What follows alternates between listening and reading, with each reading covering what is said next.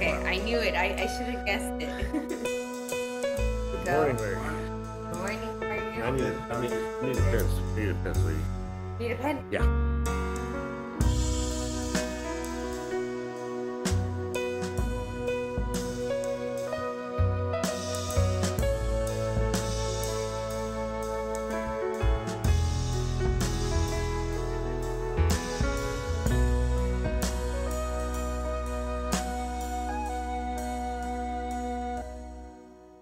Thought.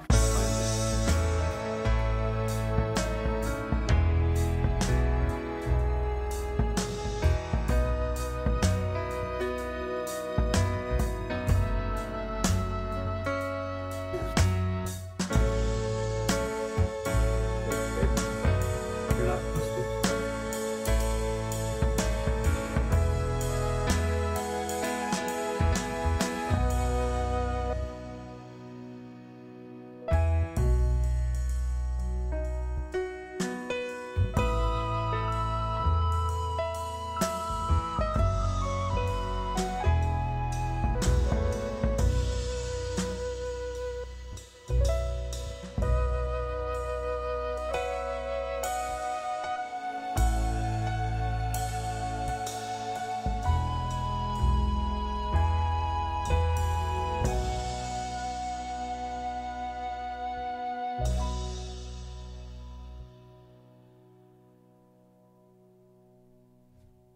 Really? There they. Yeah. Well, it's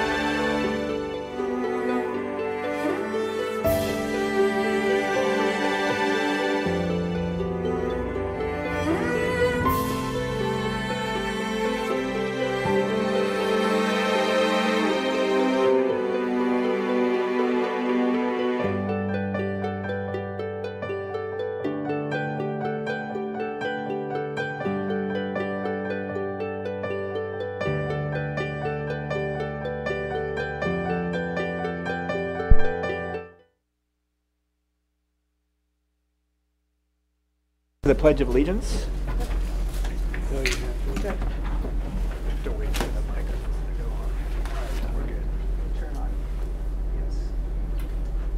Ready to begin. I pledge allegiance to the flag of the United States of America and to the republic for which it stands, one nation, under God, indivisible, with liberty and justice for all.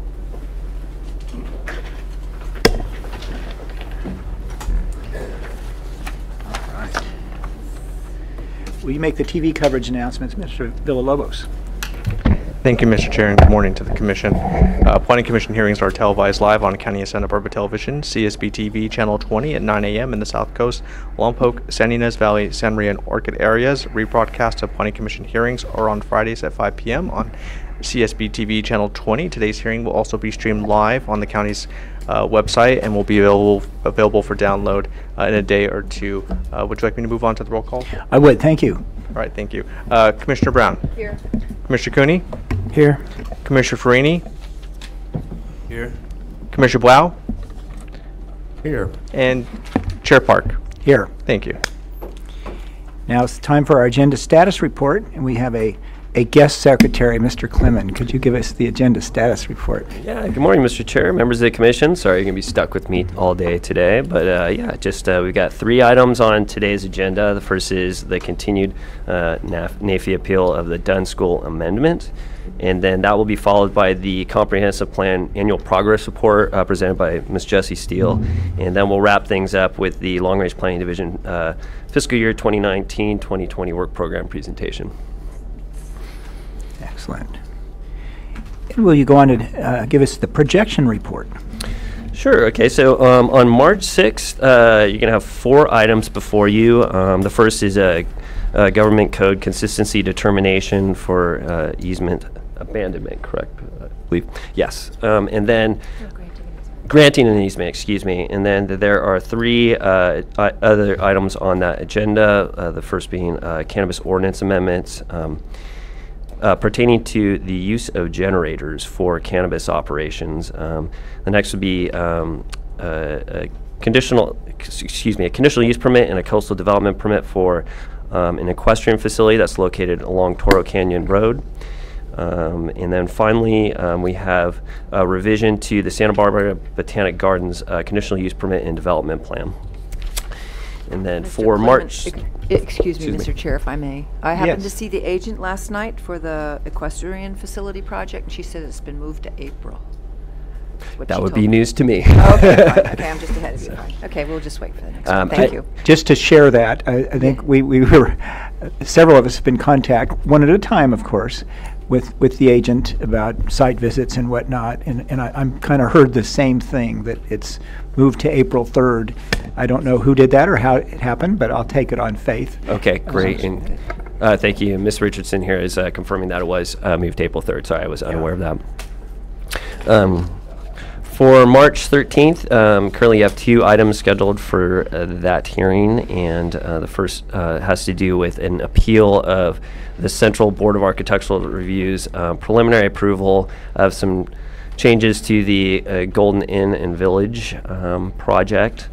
And then you are then going to consider the ERG operating company West Cat Canyon revitalization plan, and that's a proposed expansion of the oil and gas facilities that ERG manages. And then just added this morning, it's not reflected on the projection report, but on April 3rd, we will be scheduling a presentation on some amendments that the Board of Supervisors would like your commission to consider with regard to a prohibition on cannabis cultivation on certain agricultural zoned properties. So more about that in a bit. And what we will be doing for that hearing is pursuant to your recommendation, Commissioner Park, that will be kind of like a briefing whereby we'll get your input, and then what we're going to do is we're going to take your input and then go back and draft something given that input, and then return to your commission for further consideration. So, and that's what we have. Okay, and Mr. Brown. Thank you. And Dan, when do you think that would, after that April meeting, when do you think that would come back to us after you've had a chance to write up? Good question. Chair Park, Commissioner Brown. It'll probably take us about roughly a month and a half, 2 months to draft something up and return to you. And that's based upon nothing new coming out of the hearing, that first briefing session. So that's our plan right now. June, sort of. Yes. Okay, good. June-ish. All right, thank you. Thank you. I'd like to address something on the projection report, in particular the March 13 hearing, which is only 2 weeks from now, and it's going to be a doozy.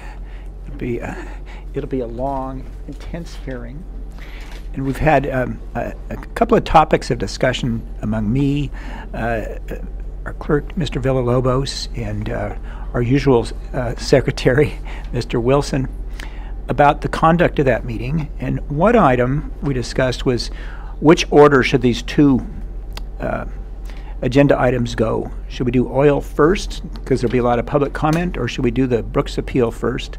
Kind of the consensus at our discussion was the Brooks appeal should go first, because that's been discussed already, or aspects of that same project, and that will probably not take all day, and better to just get it out of the way and go on to oil.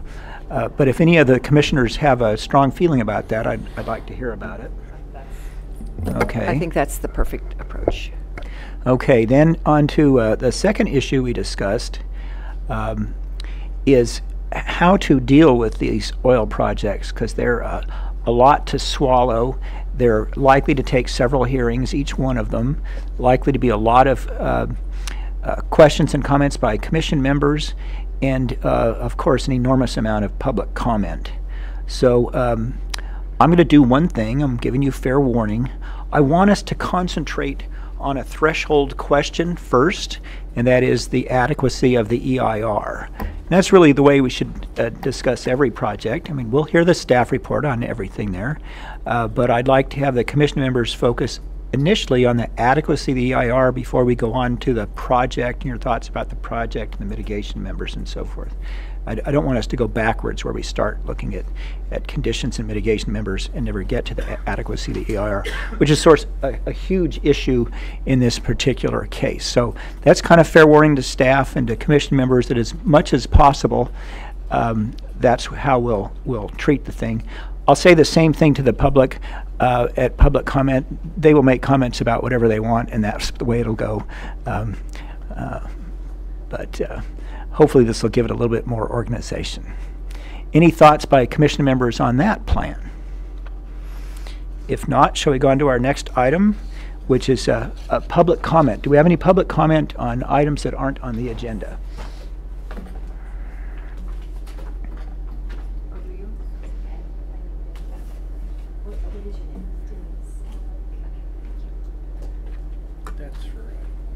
That's item 1.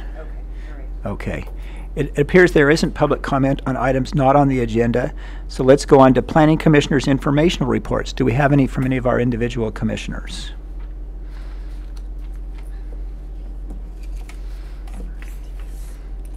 Okay. Then let's move on to the minutes.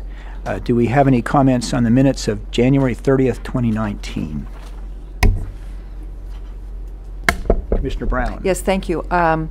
On January 30th, at the top of page 2, it says, elect Commissioner Brown as the 2019 Planning Commission. It should be Vice Chair. I'm not sure. Okay. Thank you. Okay. Do we have any other comments on the January 30th, 2019 minutes? Do we have a motion to approve them? So moved. Is there a second? I'll second.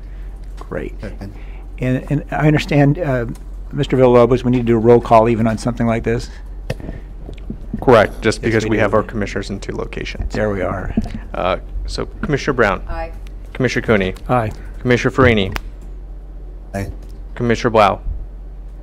Aye. And Chair Park. Aye. Motion passes 5-0. All right. Well, let's move on to the February 6, 2019 minutes.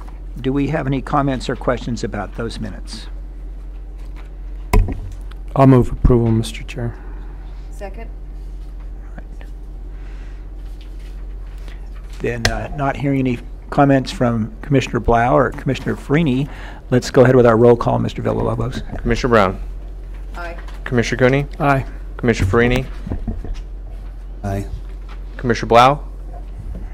Aye. Chair Park. Aye. Motion passes 5-0. Excellent. Well, now let's go on to the director's report. Who will give the director's report? Good morning, Chair Park. Once again, you're stuck with me all day, so I'm filling in Well, for it's a Ms. delight. Black. So just a couple of items to share with you.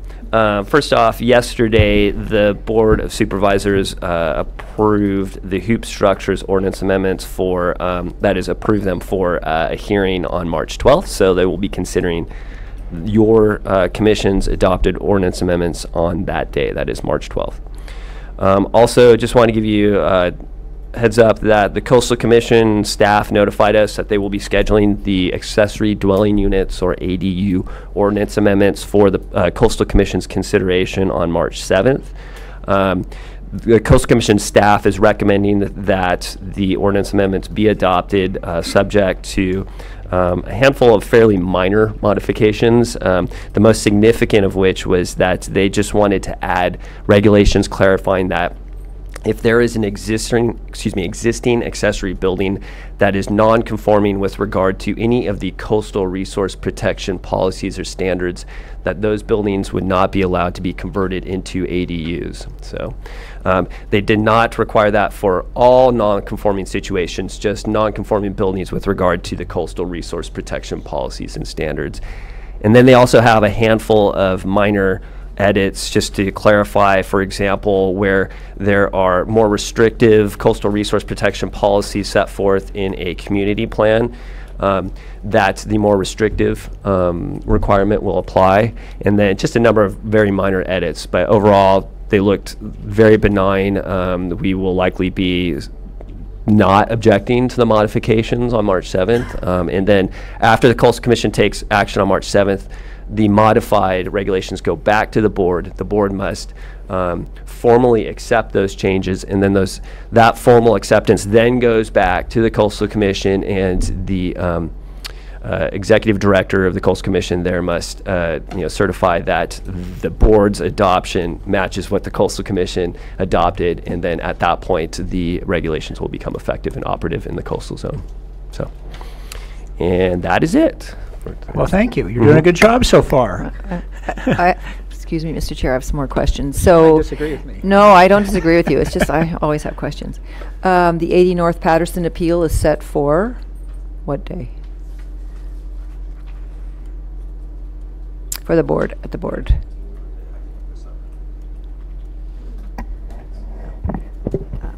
Commissioner Brown, it looks like planning is going to set the hearing on March 19th for a hearing on April 2nd. Okay, all right, thank you. Very good. Shall we move on to our standard agenda? And will you read that item into the record, Mr. Villalobos? Thank you, Mr. Chair. The following is a hearing on the request of Glenn and Catherine Nafee to consider the appeal case number 18 APL 12, application filed on May 17, 2018, of the Planning and Development Director's decision to approve case number 17 AMD3, and to determine that the approval of the amendment is exempt from the provisions of SEQA pursuant to sections 15303 and 15314 of the state guidelines for implementation of the California Environmental Quality Act. Very good. Do we have any ex parte or site visit disclosures from Planning Commission members? Yes, we do. Okay, let's start with Mr. Chair, this- Mr. Blau. Yeah, I spent a 20-minute meeting with the CFO for Dunn Schools about a week and a half ago, I think.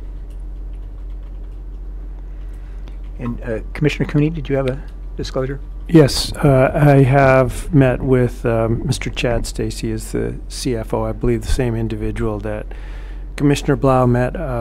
My meeting was yesterday, and it was a little bit longer than that, discussing the case before us today. And then I had a site visit Mark. a couple of weeks ago, not scheduled with anybody. I just drove around the neighborhood several times and looked at the object of our discussion several times from several vantage points. Anyone else? Yes, sir. Yeah, Chair Park. Oh. I did have a brief conversation with the Dunn School representative as well. No site. And Commissioner Brown? did Yes, you thank you. I've didn't make a site visit, but I did get a phone call from Mr. Stacy, but I never, it was only about setting a future phone call, and so there was no discussion of the project at that time. Very good. Well, let's go into our staff presentation. Good morning, Planning Commission.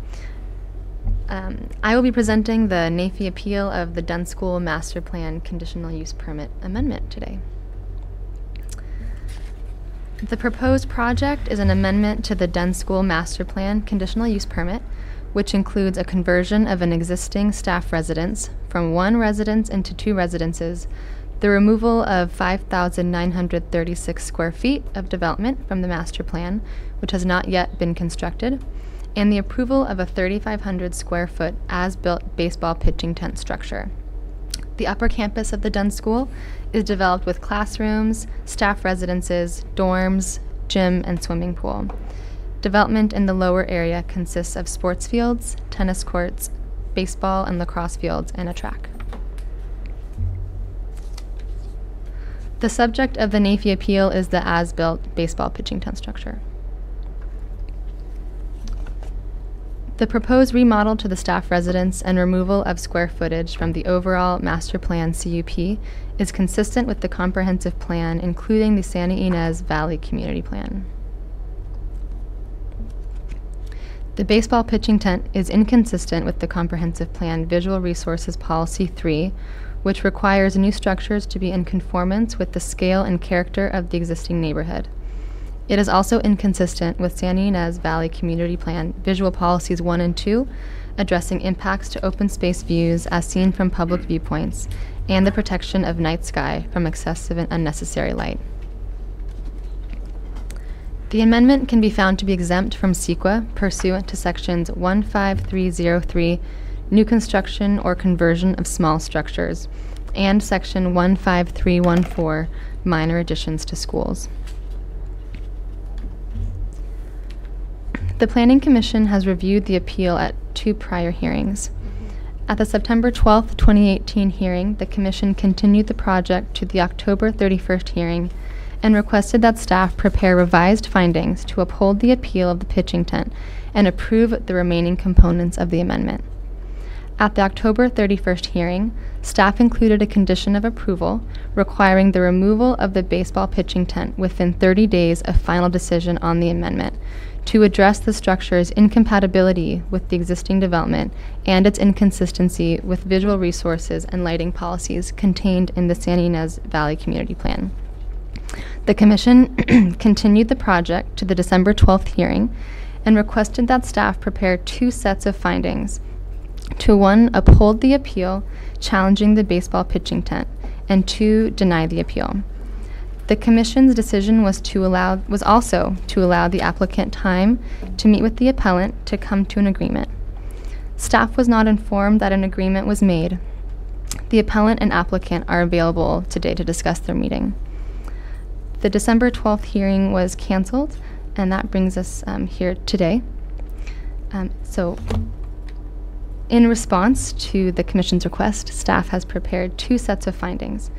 In keeping with staff's recommendation that was presented at the October 31st hearing, staff recommends the following: uphold the appeal, make the required findings to approve the amendment as specified in Attachment A of the staff memorandum dated February 6, 2019, including CEQA findings, determine that the amendment is exempt from the provisions of CEQA pursuant to CEQA Guidelines Section 15303 and 15314 as specified in Attachment C of the staff memorandum dated February 6, 2019, and grant de novo approval of the amendment subject to the conditions of approval specified in Attachment B of the staff memorandum dated February 6, 2019.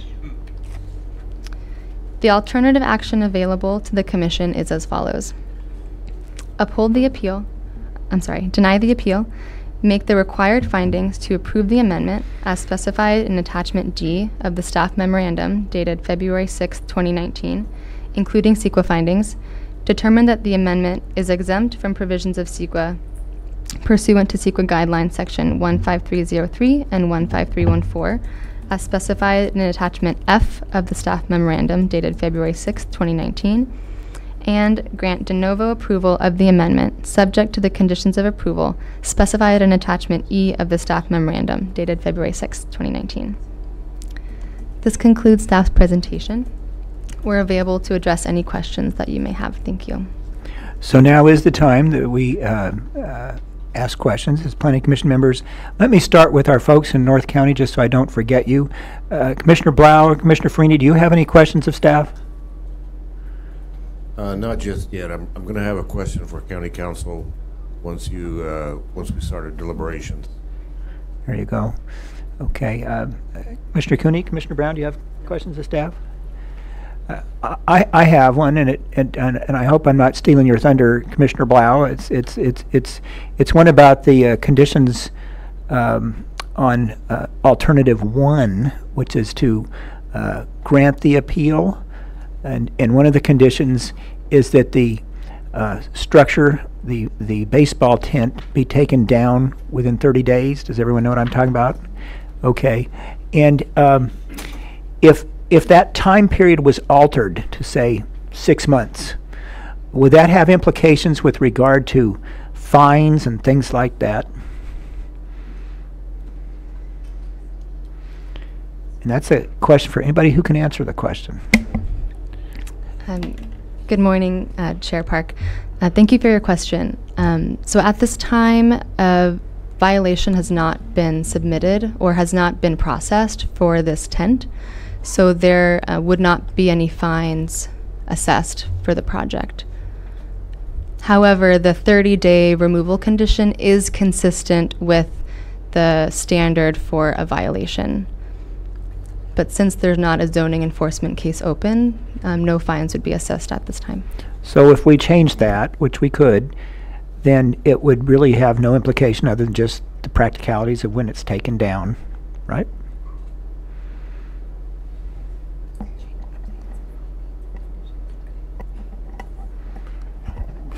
Thank you, Chair Park. John Show, Supervising Planner.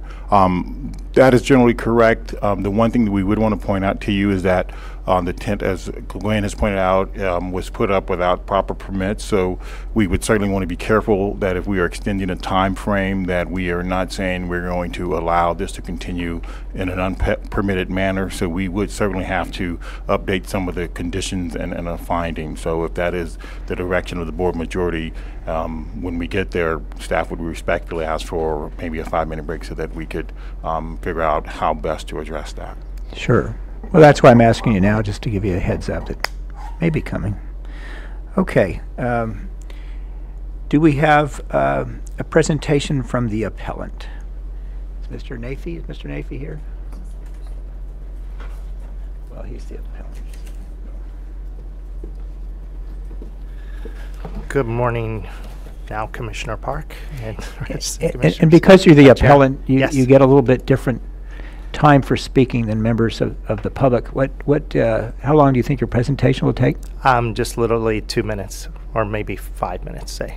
I think it's 2 minutes. Let's stick to 5 minutes. Yeah, not a problem. And thank you. Go ahead. All right, thank you very much. So one of the things that we have done in this past is that we have already voted to take down the tent, and we also have agreement basically in concept with the Dunn School that they will remove the tent. The question that is circulating around the time frame, we do feel that this process should only be 30 days. It has been up for 3 years, and somebody could say, well, you know, what's another 60 days or, as you say, 6 months? And that's really kind of unfair, and I'd like you to think about our shoes, that we started this process of reaching out to the Dunn School originally when it went up, and we asked in faith, you know, is this permitted? And in some of the prior documents, you'll see that from the Dunn School, they said it's a temporary structure. We are not trying to take away any facilities of a baseball pitching or batting practice facility. It's just the tent. There is no reason that they can't continue all of their baseball practicing with the current facilities underneath the tent. There are plenty of shading mechanisms to go over the top of a batting cage, and the high school uses that, and pretty much every other school in the county uses that. So I'd just like you to consider that, and you know, for those of you that have been around our neighborhood, you can see it pretty much from every direction. The other thing I should have mentioned before, I should have disclosed that I did have brief conversations.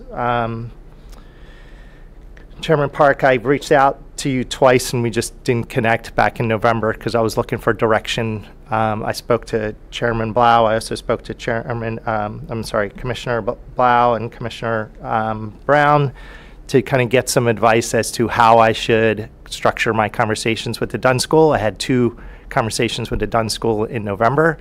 They did propose an alternative structure at the second meeting that we would like to see, you know, progress made on that. So that concludes my comments for today. Well, thank you, Mr. Nafee, and thank you for having those settlement discussions. I think that helps everyone. And do we have a presentation from the applicant?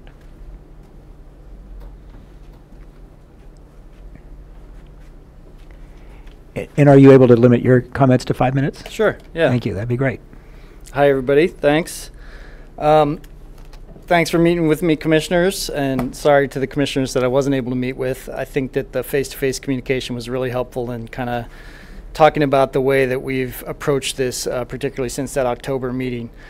So what we heard in that October meeting was get together with the Nafees and talk about remediation, talk about a plan forward. We worked really hard with Glenn during those meetings, and we made progress at each meeting. I think we met either twice or 3 times and had several email communications as well. Eventually got to a new structure, and this is the plan that Dunn is preferring as well. I've shared that structure design with Gwen. I've shared it with Glenn. I asked Glenn whether he'd be willing to share it with other neighbors, and he said he would. So that is their preferred, and that is our preferred. Our major ask at this point is related to timing. Our request is that the timing of the new structure, since the new structure is going in the location of the old structure, that the timing of the new structure and the old structure be commingled. So the approval of the new structure is the date that we tear down the old structure. And because I know that's a big ask, I want to just reemphasize why. We focused an awful lot on the exterior and the aesthetics of the structure. And one of the things that we haven't talked enough about is what this structure does for us and why it's extremely important as a continuing programmatic element.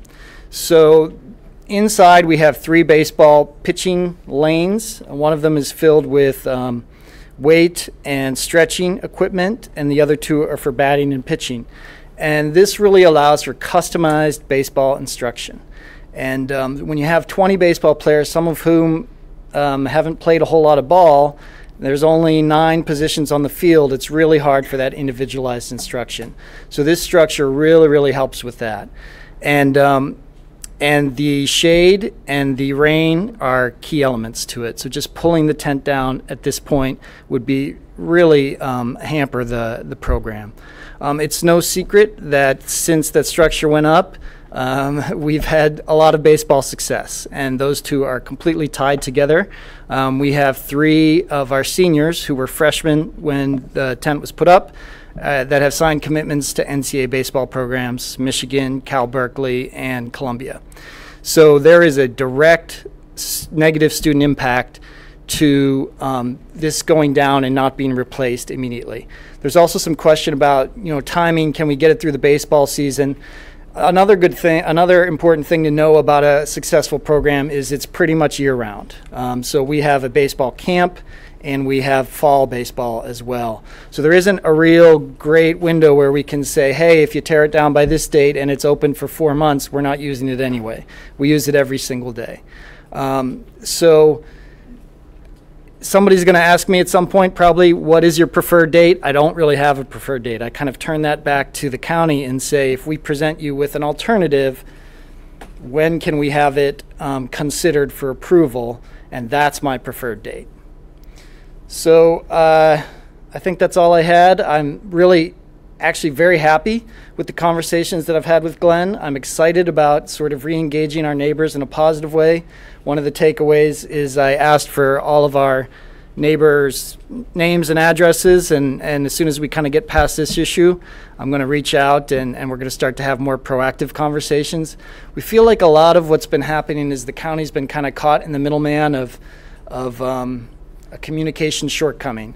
And that has put us in an uncomfortable position and our neighbors in an uncomfortable position, and we kind of want to remove you guys and be a little bit better proactive communicators and talk about when events are happening and what's going on campus, not through the formal notification process, but on a more proactive level. And I'll be that spokesperson, and I'll take that responsibility for the school. Let me ask you to stay at the podium for a minute. Yeah. A couple of us may have questions. I think one obvious question, now that you're talking about a settlement involving new buildings and so forth, can you just very briefly give us a general description of what you have in mind? Yes, and I do have a picture here, and I didn't submit anything electronically because we're not challenging anything, but Gwen has seen a copy of this, and the commissioners that I met with have seen a copy of this, so should I pass it around? Should I hold it up? What? I don't know how this works. So the current... Okay. The current tent is 21 feet high. The proposed structure is 14 feet high. Height was one of the concerns that we heard from both the neighbors and the commission. The current tent is not in keeping with the aesthetics. We believe that this is in keeping with the sort of agricultural aesthetics. It's essentially a slightly sloped flat roof with wood and metal beams and siding. So it's basically a simple cover for our batting cages. Well, But it does have walls that go about 3/4 of the way up to help with dust control and all that stuff. Well, let me ask a follow-up question to that.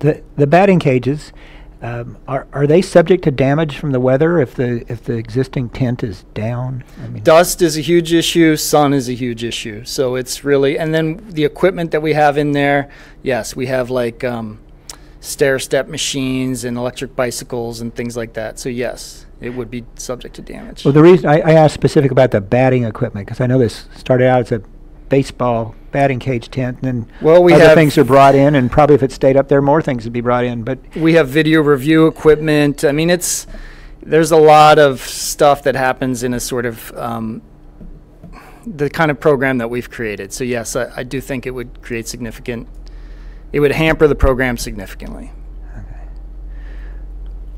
did you, Commissioner Brown? Mr. Chair. Go ahead.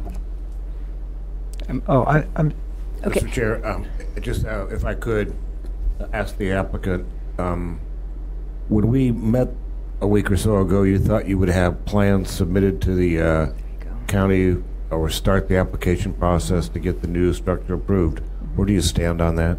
So we did try to submit those plans. Ben Woodall is doing the work on our behalf, and he met with Kim Probert, I believe, twice, and essentially was told that we're kind of in a holding pattern until this decision is made, and that because this new plan is contingent on what happens with this decision and it's in the same location, that we could not move forward. So right now, we do not have anything that's been formally proposed. Okay, and I'm sorry to hear that. That's actually, I think, an inappropriate answer from staff.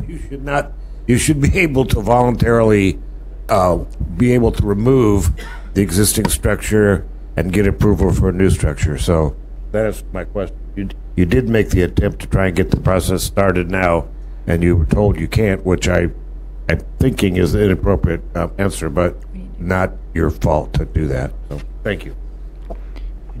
Commissioner Brown, did you have a question? Yeah, I was going to ask about processing time, and I'd like to hear from staff in response to your comment and Commissioner Blau's comment about, well, we can't do it simultaneously. And I also have another question.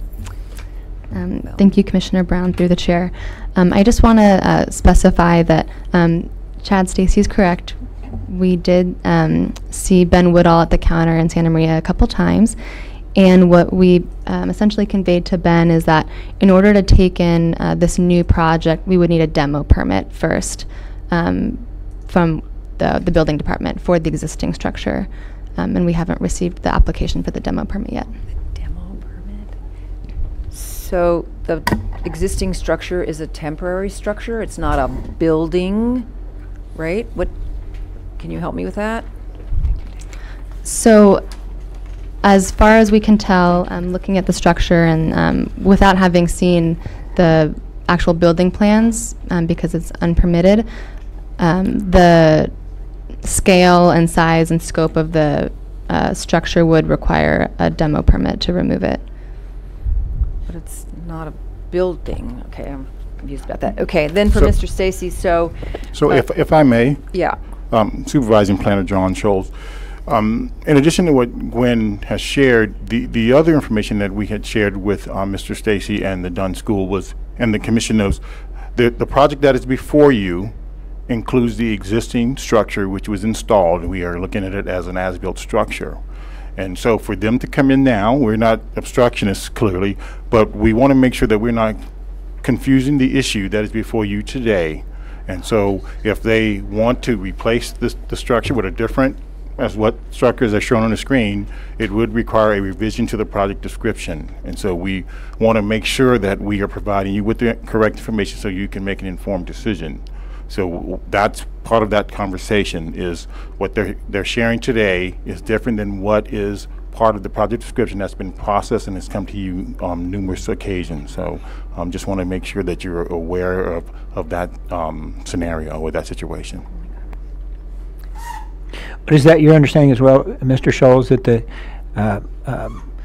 application for a replacement structure can't be submitted until a permit is issued for demolition of the existing illegal temporary structure? Well, what we're saying is that they came in, they didn't have all the information that would be needed to begin the process, because that's why they needed a demo permit as well, and they only came in with one component. We do that with all applicants. We want to make sure that they've given us all the information so that we can analyze it properly to make a recommendation to your body.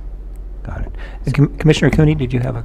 This is a procedural matter, Mr. Chair. Yeah, I think this is a bigger issue that we can discuss after we've had the public comment, and I'd like to go into it. I've got questions for staff too. I know there's a way we can work this out. I'm positive of that, but let's focus on the issue of when, once we agree on what. Yeah, I think you're right. This started off with a question I had of the applicant.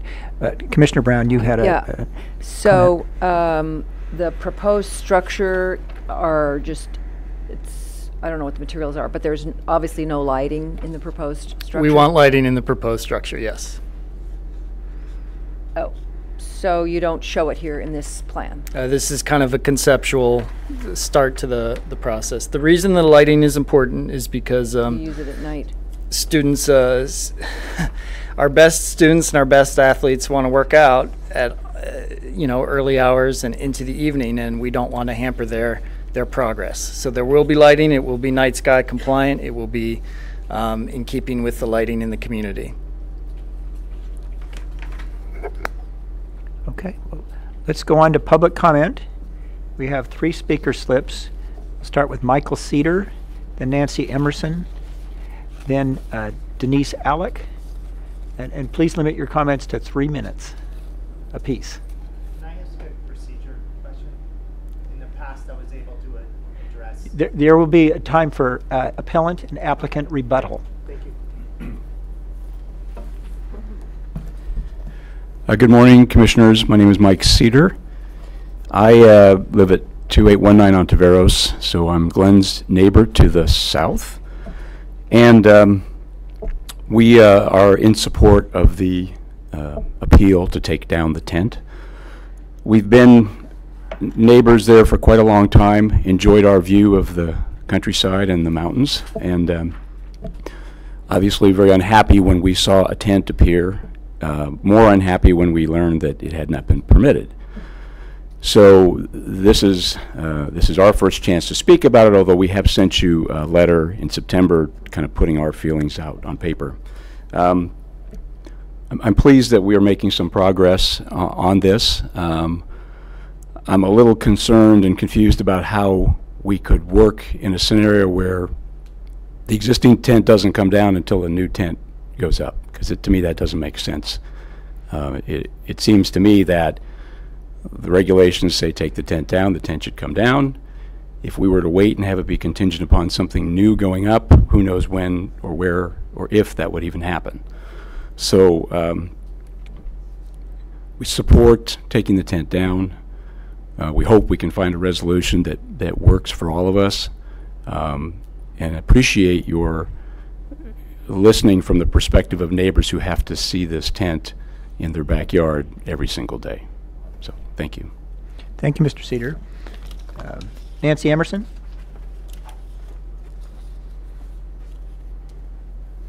Nancy Emerson, WeWatch.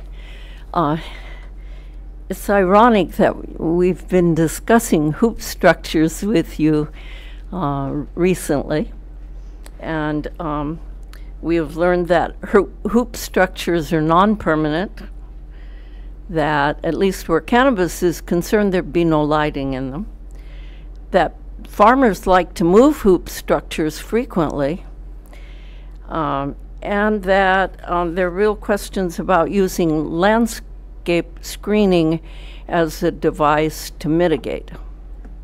And the hoop structure ordinance had some language about that.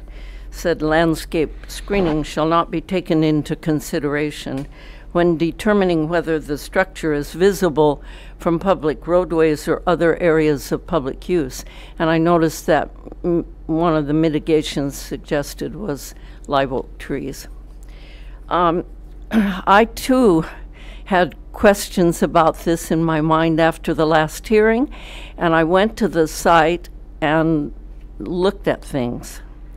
And it seems to me that there's another alternative, which would be taking this new structure that they're talking about building and moving it at right angles north of the existing baseball field and the structure that's there, and that you would accomplish two things.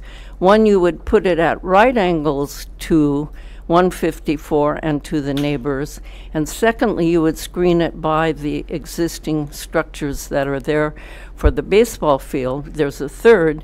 It would mean that any consequences of the structure would be directed inward to the campus and the people who are benefiting from the structure.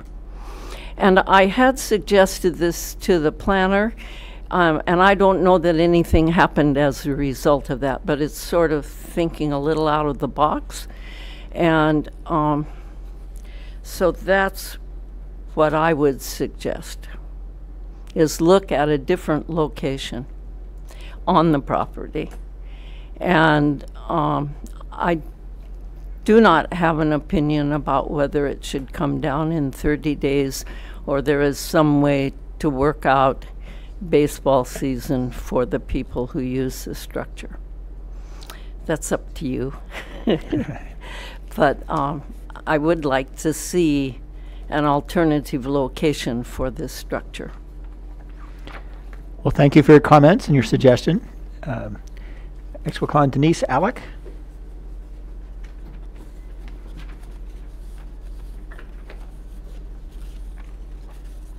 Good morning, Chairman, Chair, and the Planning Commission, members of county staff. My name is Denise Alec, and I have lived across from Dunn for 12 years. Thank you, David. I did a little presentation for you to review offline, but I wanted to highlight a few of the issues that I've seen as a member for the last 12 years. Thank you. First of all, I am in support of taking down the white tent, and I believe it should be done immediately. I think it would set a bad precedent to let it stay up until a better solution is identified and approved. Concurrently, before any new permit is approved for Dunn, before any final is given for the Leadership Center that's currently underway, I believe Dunn is in violation of several conditions of their master plan and their negative declaration, and I would request or would hope that the Planning Commission and members of county staff would look at some of these conditions. First and foremost, stormwater. The addition of that 3,500 square foot tent and also the raising of their lacrosse field, they raised the grade of that, has caused tremendous erosion and flooding every time it rains onto Roblar, the neighbors. It's closed Roblar, it's closed Refugio just recently in the last rains. That's a significant problem. The retention basin does not retain water. I live directly south of Dunn. My house lines up to their Roblar entrance. I see the tent, the ball fields, the new parking lot, and the retention basin out my kitchen window. Landscape, noise, there's been not one tree planted along Roblar, even though the master plan clearly calls out that this will be done. They've added hideous chain link fencing around solar panels. They've added septic tanks and a sewage plant. They have debris fields, and none of it has been screened, which isn't very nice for our neighbors. There's five neighbors to the Dunn School. and it shouldn't require too much to be a good neighbor. In terms of noise and traffic and access, probably my biggest issue, the main entrance to Dunn, according to the master plan, is supposed to be through Santa Ynez Street. Last year, Dunn leased its fields and its facilities to club soccer, where kids come from multiple counties to play dozens of games every Saturday and Sunday. Upwards of 70 to 90 cars go in and out of that Roblar entrance. That is not what was allowed in the master plan. The middle school kids go in and out of that. That's their primary entrance.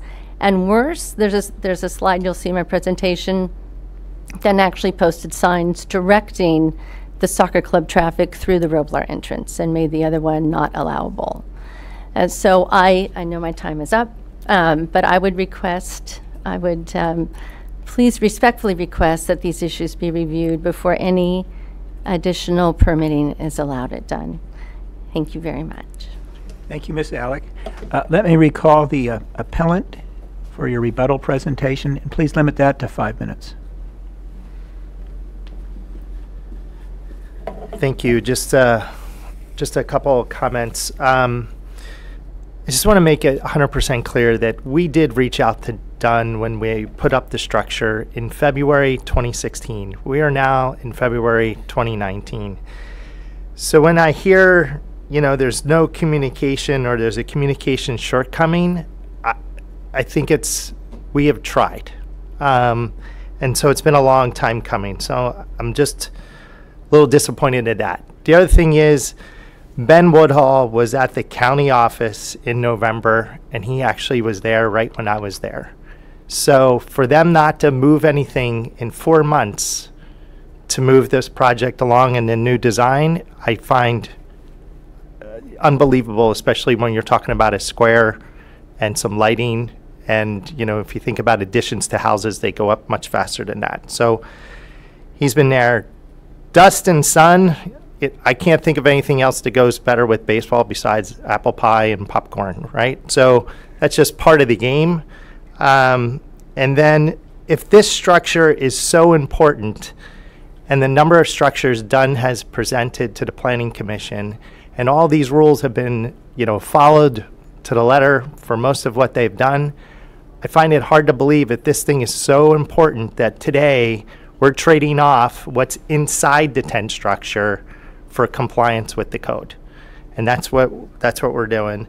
So I just hope that you uphold the original staff report's recommendation to take down the tent structure, whether it be 30 days, and then help us kind of move this relationship forward. So thank you for your time. Thank you. And do we have an applicant rebuttal? And also limit your presentation to 5 minutes. Thanks. So I'd just say there's sort of three parties that are involved here. There's the county, there's Dunn, and there's the neighbors. The county asked us to get together with the neighbors and try to find a solution. I think the school has moved a great deal as far as completely accepting. The last time we were here, we had the head of the school saying, "I own it. It's our bad. We apologize," and we've come to a place where we have a significantly more expensive structure that we're willing to build. We're excited to build. The movement from the neighbors has been zero. I was kind of hoping to get a little bit of support from the neighbors, but there's a whole basket of stuff there that you heard, and we'll deal. We have been dealing with some of that basket, and we'll continue to deal with some of that, all of that basket. And then the county, I think, has a significant role as well. I mean, we were there in November, and we have been told that we can't get this other project started until we get beyond this. So we think that the county has a role in kind of making us all come together here and finding that compromise solution. If I have to go back to my internal team and say, sorry, we have 30 days to tear this down, I think we will probably appeal.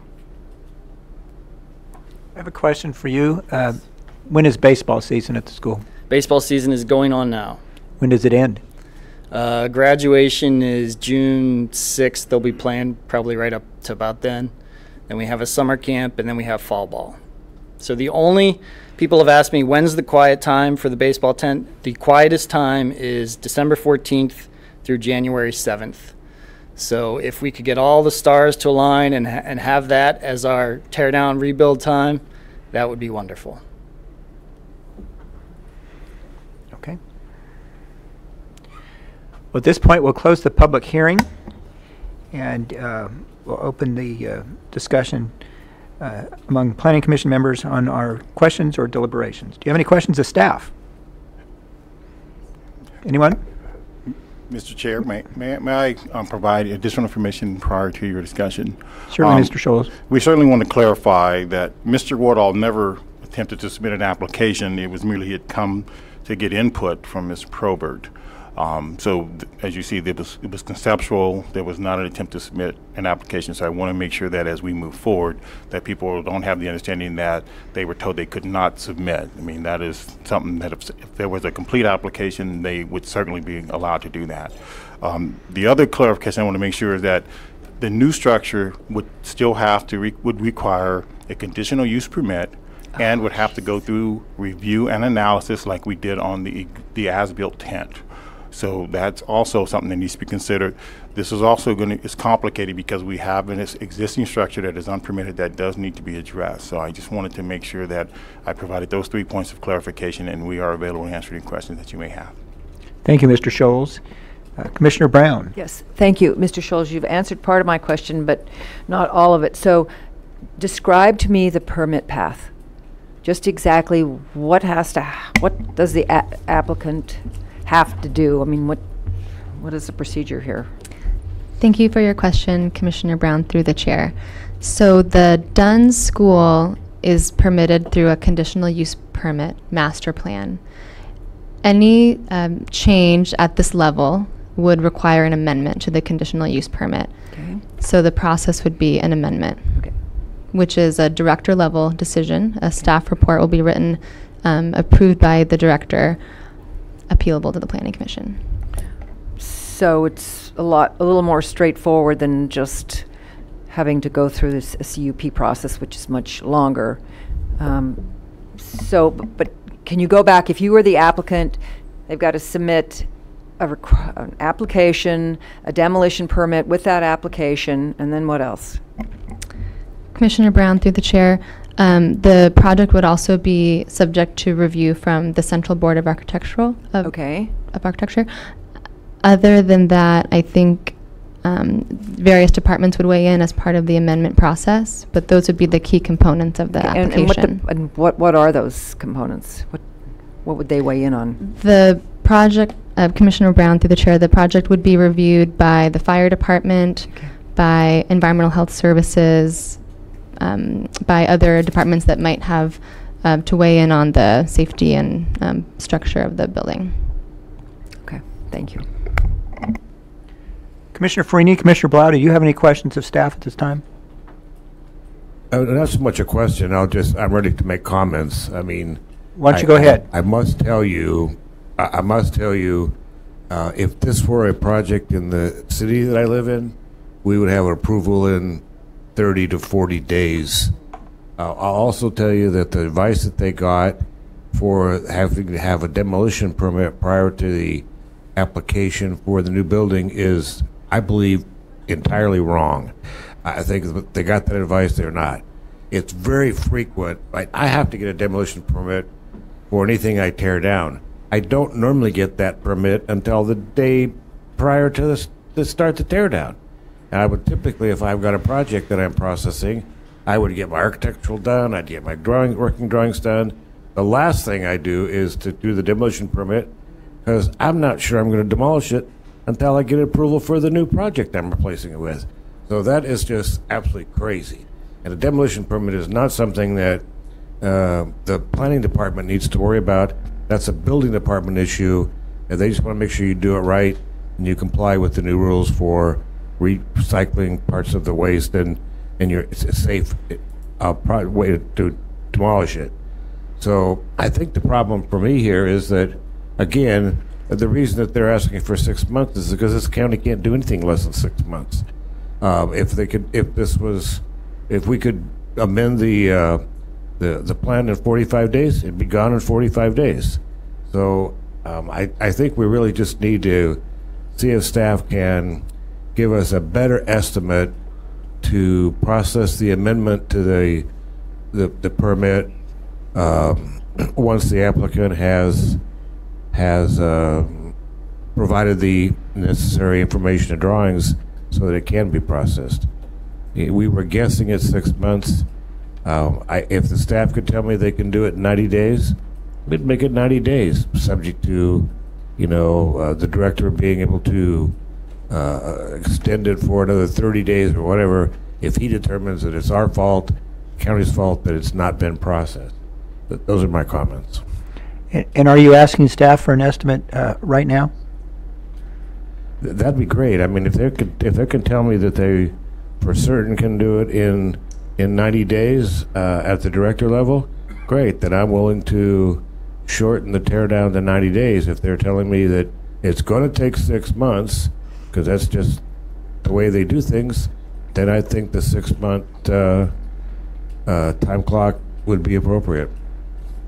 And I should have said earlier that I understand Dunn School is not a typical commercial developer or anybody that deals with the county processing on a regular basis.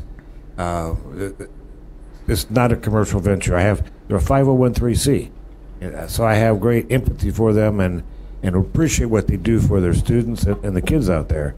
So I guess we're bending over backwards, not holding them to the hard and fast rules that the county has, but that's the reason why. I want to try and help them and be, proactive in having a good environment for the kids to operate in. Okay.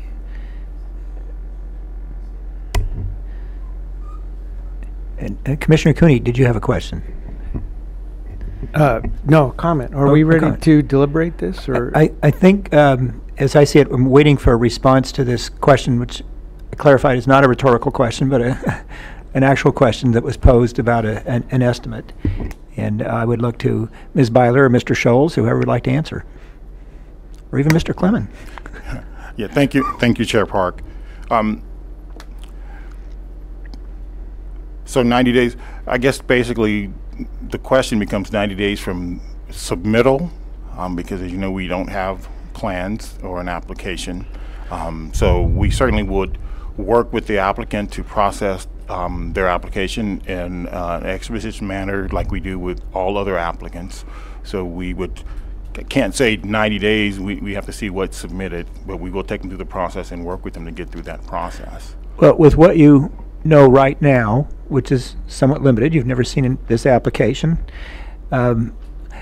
what is your best estimate of how long it would take to process this? That's a more fair question than can you meet 90 days or not. So I'd ask in a more open-ended way. So let's say after an application is deemed complete, because they have to make sure they give us all the information we need to assess the project. I believe we could accomplish it in, let's say, 3 to 4 months, because we want to make sure that we go through the process, that the public is involved in that process. When we talk about review, we want to take a look at the structure that is proposed. We have not had a chance to take a look at it, see what the impacts are from public ways. We did that with the existing project, so we want to make sure that we do our due diligence and that the public is aware of that process. So we could certainly get through the process in 3 to 4 months, and that depending on there not being complications. The other issue that still remains is we've got an unpermitted structure that has to be addressed, and so I will leave that up to the commission to determine how you would like to proceed. I want to ask a follow-up question. Yes. That I'm going to call on Commissioner Brown. That 3 to 4 months, does that encompass CBAR review? Got it. Thank you for your question, Chair Park. That would encompass a conceptual review from CBAR. Okay. So the project would need to receive a conceptual review level, which is the first level of review from the architectural board. Okay, appreciate that. Commissioner Brown? Just to follow on from Commissioner Parks, so the applicant, because the structure is fairly simple, could get conceptual review at one meeting and then just, I don't know how long it takes to agendize these things, but could come back the next month, so it could be within 4 weeks, right, to get can you do collapse review, or you can do prelim final? Commissioner Brown, through the chair, that's correct. As long as all of the submittals are brought to planning in a timely manner, that would be a best case scenario, I think. Okay. And Commissioner Cooney, I cut you off. Did you have a comment? I have a comment. Yeah, I want to disagree with my colleague, Commissioner Blau, with regard to the implication that there's something wrong with the county and that the city in which he operates normally is a much better way to do things. Our process is long developed. It's been this way for a long time. I happen to support the current process where we deliberate carefully before we permit structures. There are some times when it's frustrating. I've certainly had my share of frustrations, but in an overall comment, I think what we have here is an important role between the neighbors and the Dunn School, which is a reputable and highly reputable part of our community, and particularly the Santa Ynez Valley. So any implication that we should be able to do this overnight and get the new structure done, I think is unrealistic.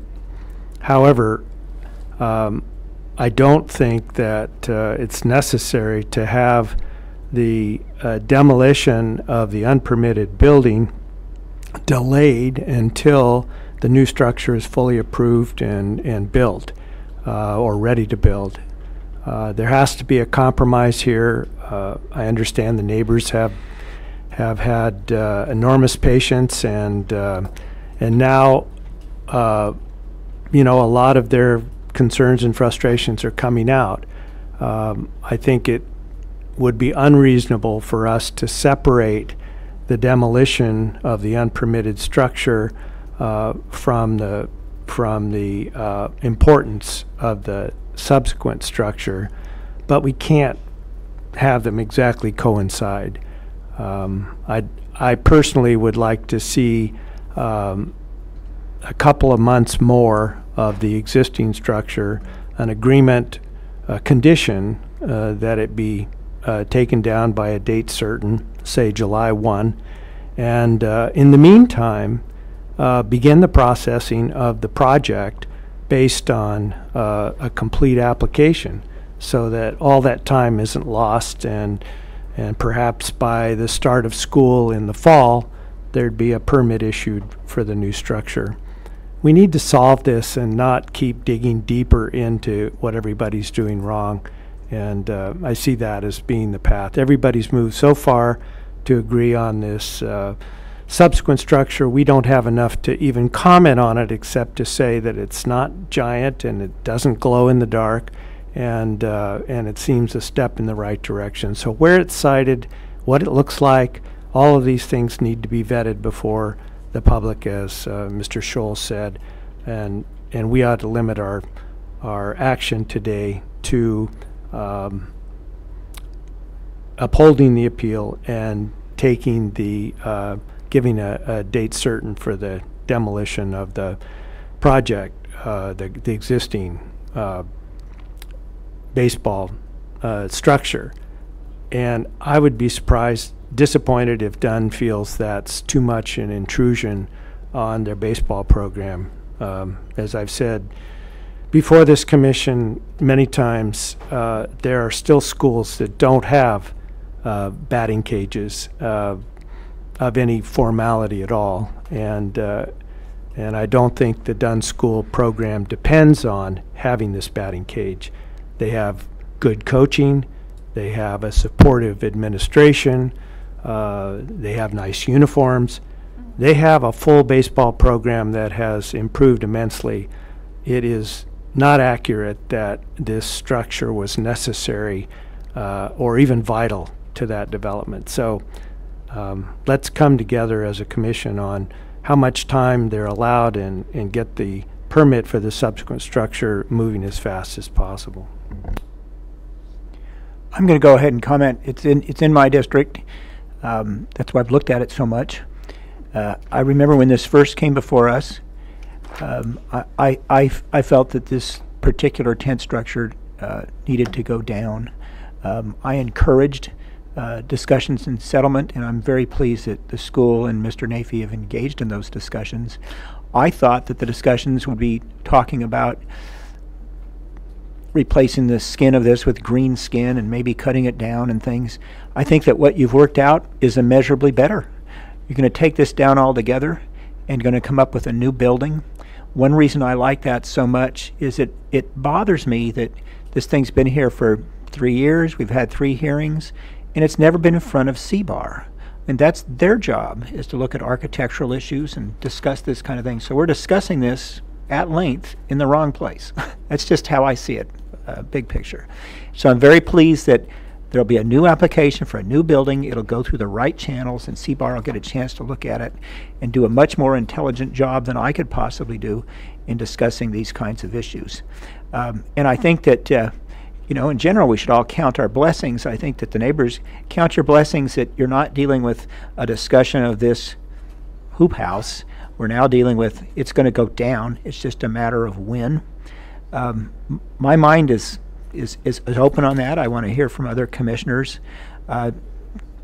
My gut feeling is I'd like to see that thing stay up through the rest of the school year. There'd be less disruption for the students and for their baseball program. But I agree with Commissioner Cooney that it doesn't need to be coextensive. That is the demolition and the building of a new structure. We should be able to pick a date in the summer. July 1's fine, where it's going to go down. So those are my feelings. Does anyone else want to share their deliberations? Commissioner Blau or Commissioner Freeney, I can't see you very well on the TV, but I'm sure you have some thoughts. Freeney here. So one thing I learned, I was a little bit surprised, and I've heard some comment go back and forth about other schools. The public school system doesn't go through the county permitting process. They have their own internal way of handling things and putting up temporary structures. So whenever they need something, they have their own path, which eliminates us ever hearing about it. I'd like to see us come together and do all we can to support these kids. They have one shot. You know, their timeline is not as long as ours. And so the lens, you know, as adults that we look through is definitely different than the opportunity that a young person has.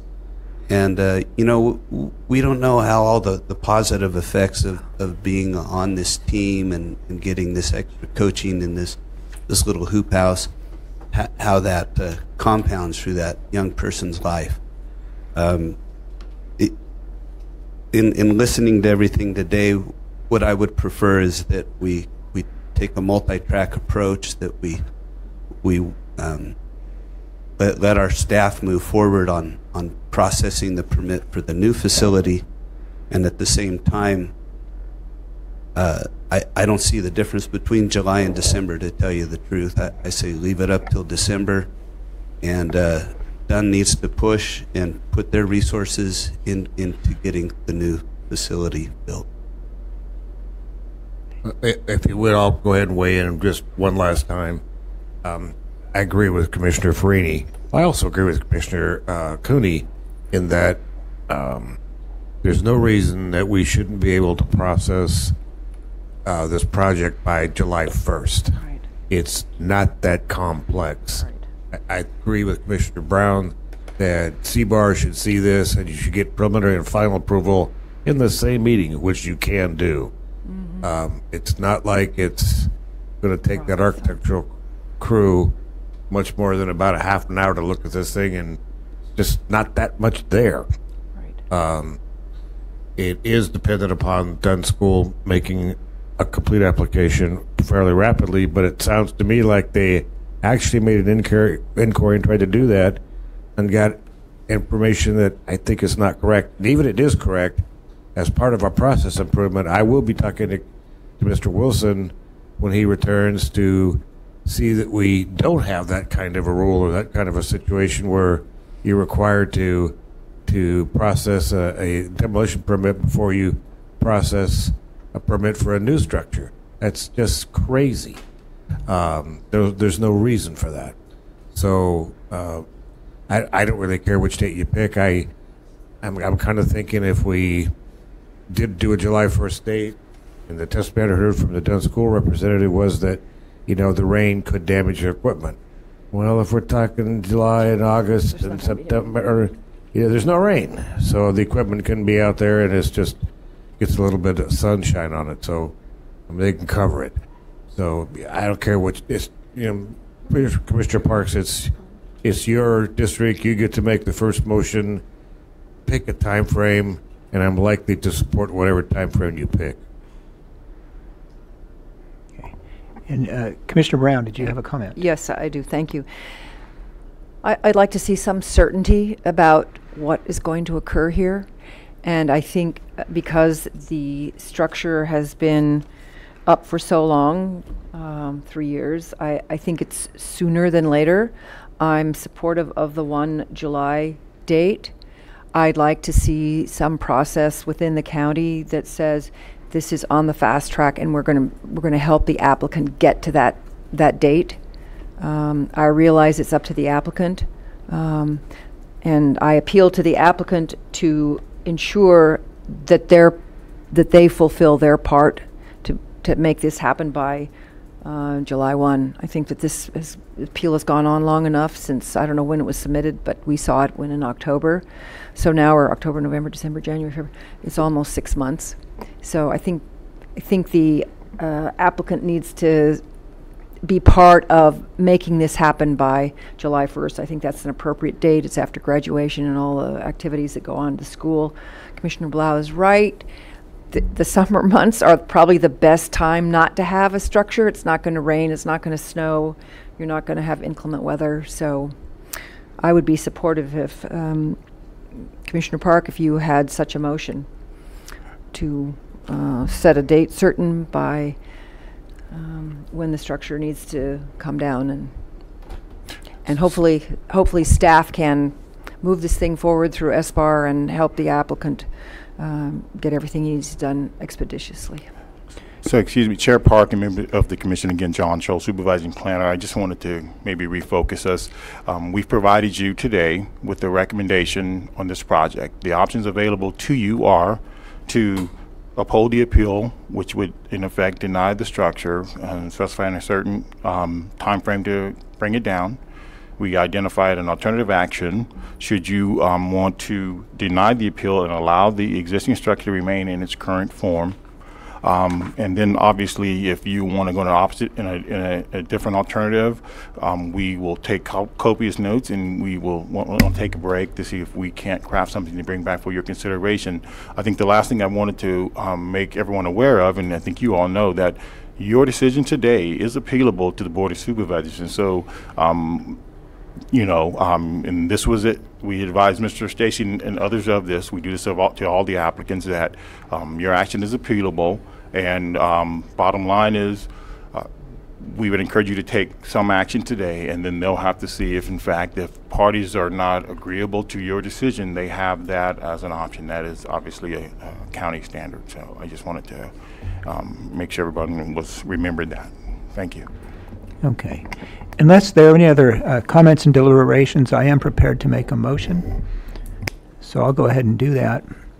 And my motion is that we adopt the recommendations of staff, not the alternative action, but the other recommendations, that we uphold, that is to uphold the appeal. But I make one exception, and that is in the conditions, there's a requirement that the existing tent structure come down within 30 days. Okay. I want to change that to a date certain. I'm going to pick a date that no one else has suggested, but I just like it. That is August 1. I think it gives them a little bit more time to make this happen, and considering where we are now and time it takes to get final findings and so forth. So that's my motion, August 1. I'll second that. Actually, Commissioner Farini seconded before me. Okay. Mr. Chair, if I could just suggest that the motion also include direction to staff to revise the findings to reflect the different date, because currently I believe says 30 days. Yes. And I would make that modification, the motion, and you would accept that modification, Mr. Farini, in the second? Yes. Yes. Mr. Scholes, you wanted to have, you mentioned 5-minute break earlier. Do you still need that before we vote? I mean, I'm glad to do it. I'd like to take a break right about now anyway. So. Well, I think the only remaining question in our minds is we want to make sure that your action is, in effect, saying that the existing structure in its current form is allowed to continue operating through August 1, because recall, it is an unpermitted structure, and so we certainly don't want to be put in position, and that means the county, not me, not the staff, of the county allowing an activity to go on that is unpermitted for an extended period of time. So I think that is our intent. Let me call on Commissioner Brown, but do you want to take a break for you folks to discuss a little bit, or are you ready? I think we're ready, although Okay. I think I just have to ask County Council. I mean, I actually want to discuss this with Mr. Wilson. We thought the best course of action was to deny the appeal, which basically gives the structure approval, but with the provision that it had to be, it could only remain until now August 1st. So I just want to make sure that we don't create some kind of an unintended jeopardy for Dunn School by upholding the appeal, and thereby, as Mr. Scholes just pointed out, they're operating in an unpermitted structure. Just need to have the county council tell me that your conditions that you just set, Commissioner Park, are not going to put the school in some jeopardy that we didn't intend. Mr. Chair, Commissioner Blau. So the motion was the first recommendation in the staff memo, which ultimately would approve the batting tent, but for a limited period of time. It's up to the commission if you want to consider that upholding the appeal or denying the appeal or upholding it in part. Sometimes we can change that however the commission would like.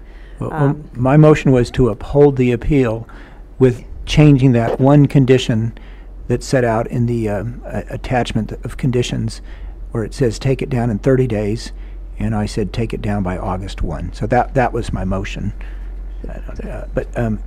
And Commissioner Brown, you have your light on. Well, I do, because you didn't really answer Commissioner Blau's question. Does it put the applicant in an untenable situation by doing this? By following? Mr. Chair, Commissioners, ultimately it depends if someone challenges the project in court. Not sure if that's exactly what the question is. Well, I remind all the commissioners that I asked at the beginning of this hearing, would the applicant be subject to fines? Okay, to be real practical, are they going to be subject to fines, financial penalties, if this stays up to August 1? And I believe the answer was no, because there's not been a violation noticed yet. I don't know if that helps. Yeah, it does, but are there any other unintended consequences from doing this? I don't. No. If they're not, then I think we should move forward with the. I think asking if there are unintended consequences of a planning decision is metaphysical. It's biblical, so it's not fair to ask that question. But I might ask Mr. Clement, because he's here as acting secretary. Well, the other comment would be is if the only difficulty they might have is if someone were to file suit, good luck. You can't get to court before August 1st anyway, so what's the difference? All right. Well, we having appeared to have exhausted our deliberations, let me ask Mr. Villalobos to conduct the roll call vote. Commissioner Brown. Aye. Commissioner Cooney. Aye. Commissioner Farini. Aye. Commissioner Blau. Aye. Chair Park. Aye. Motion passes 5-0. Let's see, with a unanimous vote, it must have been easy. Why did we take so long? So, sure. Okay, we will now take a 5-minute break, and thank you, everyone.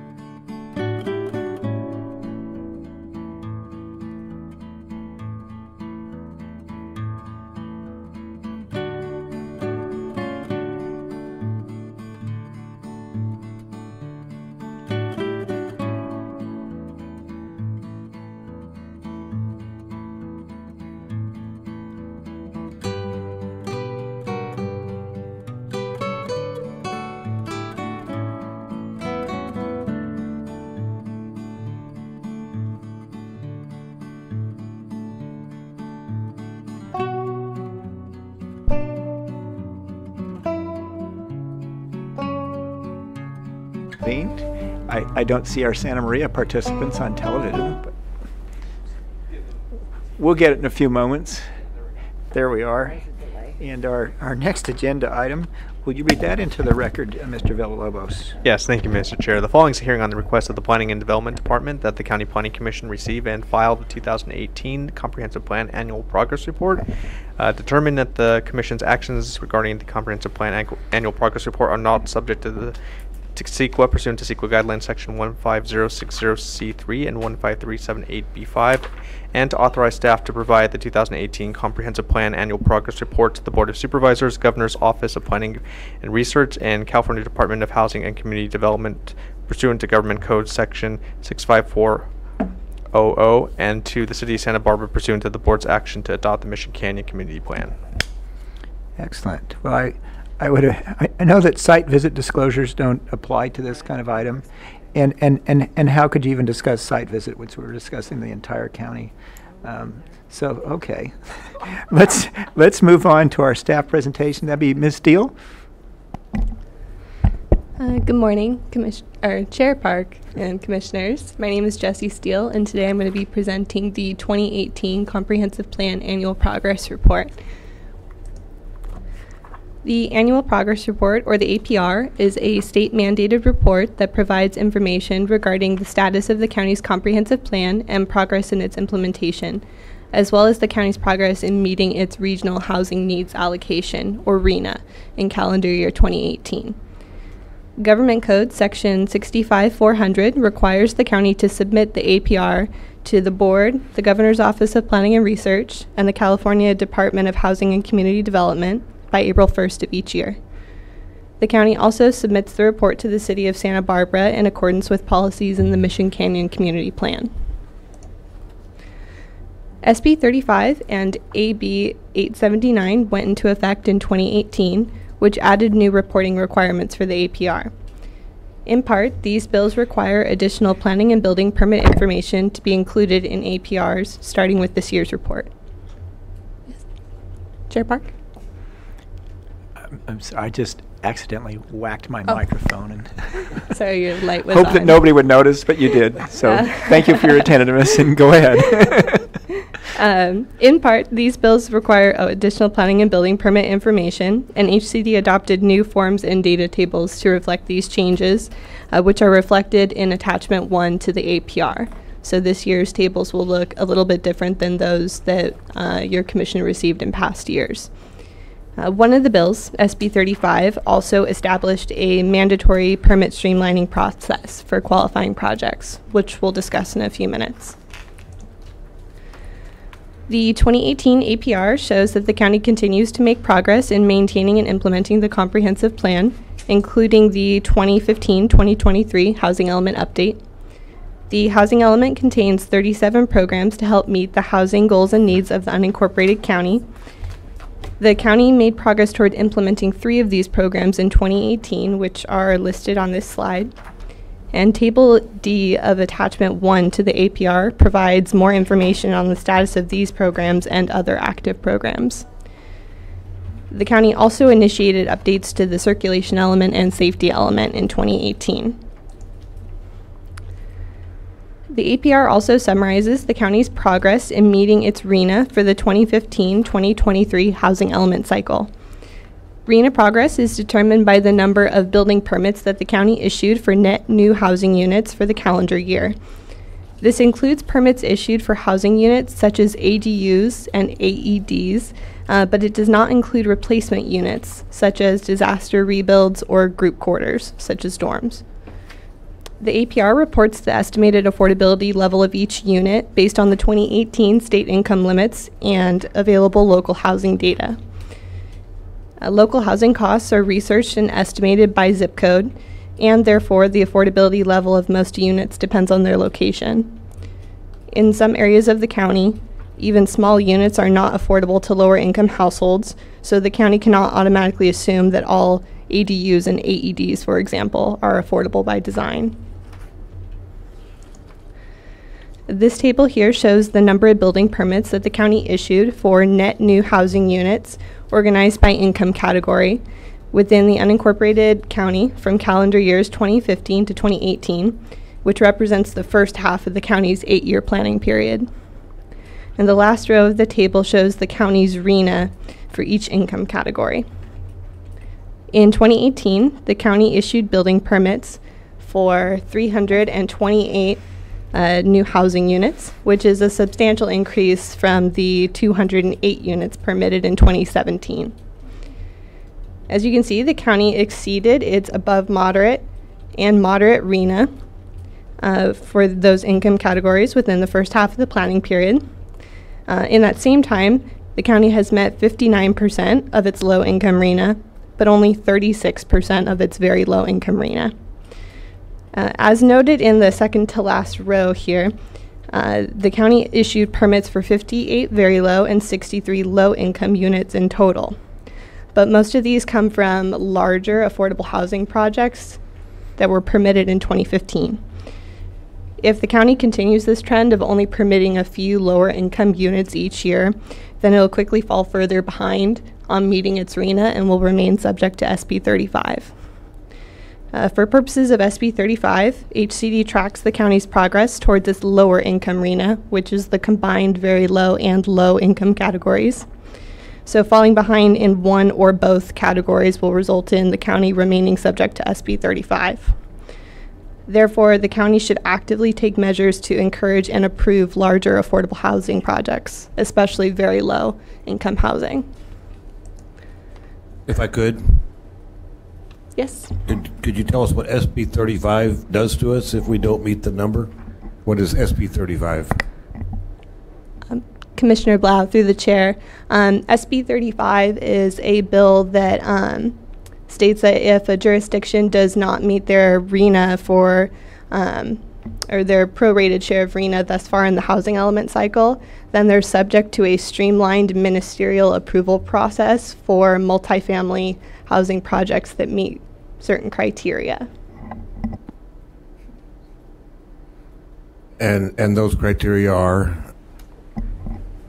Give me an example of what happens. I mean, I'm a developer. You're not meeting it. So you're telling me that I can go in here and not go through the normal planning process, go to the counter and submit my plans to the building department, not pay your approval fees, and build the buildings? I'm just not sure what we mean by that. Commissioner Blau, through the chair, I'm going to go over this in just a minute in a couple of slides, but in short, the bill requires that you can only ministerially permit these larger multifamily developments, and you have to do so using only objective zoning and design review standards, and we have to do so within very specific time frames. So it very much streamlines the permit process for these larger housing developments, and they have to include a certain percentage of affordable units. So it's meant to encourage jurisdictions to meet their RHNA by requiring that they ministerially permit these types of units. Ms. Steele, I'm sorry for the interruption, but I just want to play off something Commissioner Blau said. So if it doesn't work out for developers to do this in terms of their costs to build the housing, particularly in this area where land costs are very high and prevailing wage is part of this, you may never, it's not the county's fault. I mean, there's other circumstances involved where it wouldn't facilitate the promotion of building these kinds of units or housing. Maybe Mr. Bell would, or you speak to that.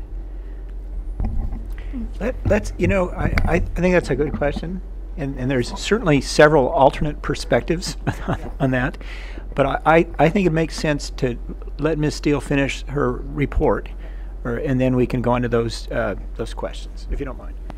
Thank you.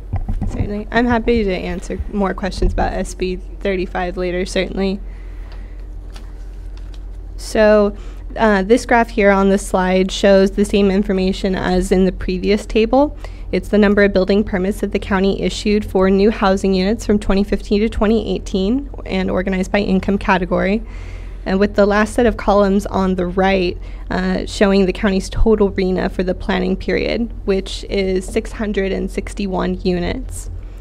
And at 501 units, the county has far exceeded its above moderate RENA, and it's also exceeded its moderate RENA with 193 units permitted. However, in that same time, the county has only permitted 121 lower income units, which is 46% of its RENA. At this point in the housing element cycle, the county should be at 50%, comprised of 80 very low and 53 low income units. Next year, the county will be required to meet 5/8 or 63% of its RENA for the lower income categories. So to get back on track to meet these targets, the county must issue building permits for at least 100 new very low and 4 low income units by the end of calendar year 2019. As previously mentioned, SB 35 went into effect on January 1st of 2018, and this bill created a mandatory streamlined ministerial permit process for qualifying housing developments. These housing developments are not subject to discretionary review, meaning that the county cannot require a conditional use permit or a development plan, and they're only subject to objective zoning and design review standards. To be eligible for SB 35 streamlining, qualifying housing developments must contain at least 50% affordable units, be located on urban infill sites, and on sites zoned for residential or mixed uses. To plan for potential SB 35 development, long-range planning will begin processing objective design standards for SB 35 developments in 2019 and 2020. SB 35 streamlining applies to jurisdictions that have not met their pro rata share of their RENA or have not submitted APRs. In June 2018, HCD determined that the county was subject to SB 35 streamlining because it had not made sufficient progress towards its lower income RENA. HCD will release SB 35 determinations annually each June, which will take into account permit data from the previous year's APR. CEQA Guidelines, Section 15060C3 states that an activity is not subject to CEQA if the activity is not a project, and CEQA Guidelines Section 15378B5 specifies that projects do not include administrative activities of governments that will not result in direct or indirect physical changes to the environment. Preparation and submittal of the APR is an administrative activity that does not authorize new development or otherwise result in physical changes to the environment. Therefore, the preparation and submittal of this report is not a project and is not subject to CEQA.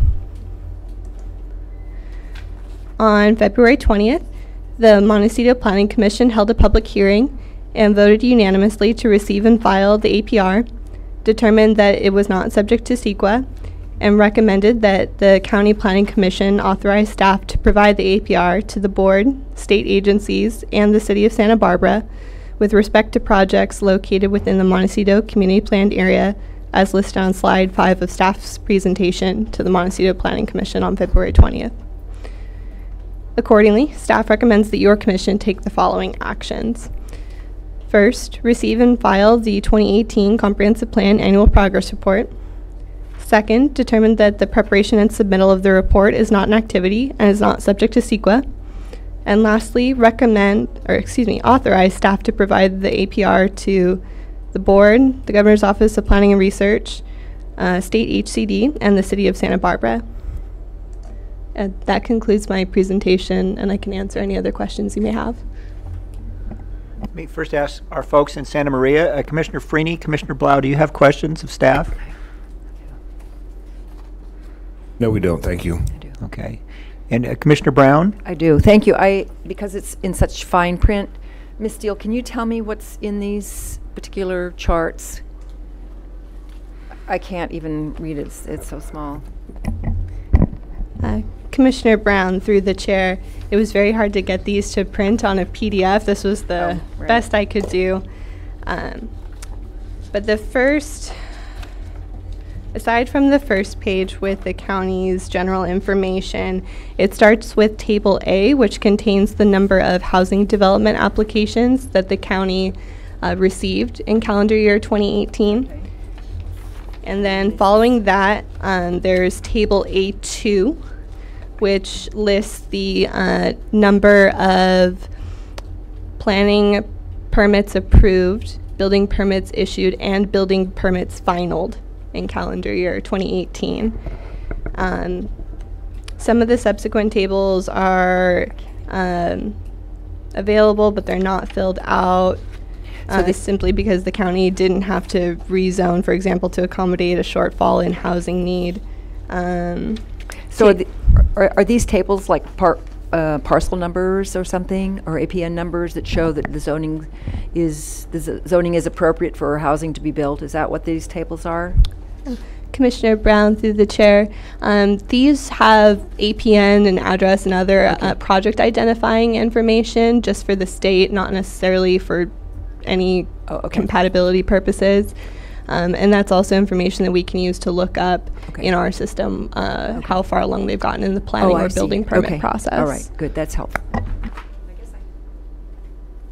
Mr. Bill, will you be speaking about some of the design considerations that, what you're going to have to do over the next couple of years, next year or so? Commissioner Brown, through the chair, I think the point we wanted to make is that we're aware that the county is now subject to SB 35. If a project was to come through today, we don't really have a clear process defined on how we would process that. So one of the things we want to do is define that process and then begin looking at the criteria we would apply. Right now, many of our criteria for projects of this nature are discretionary, including design review.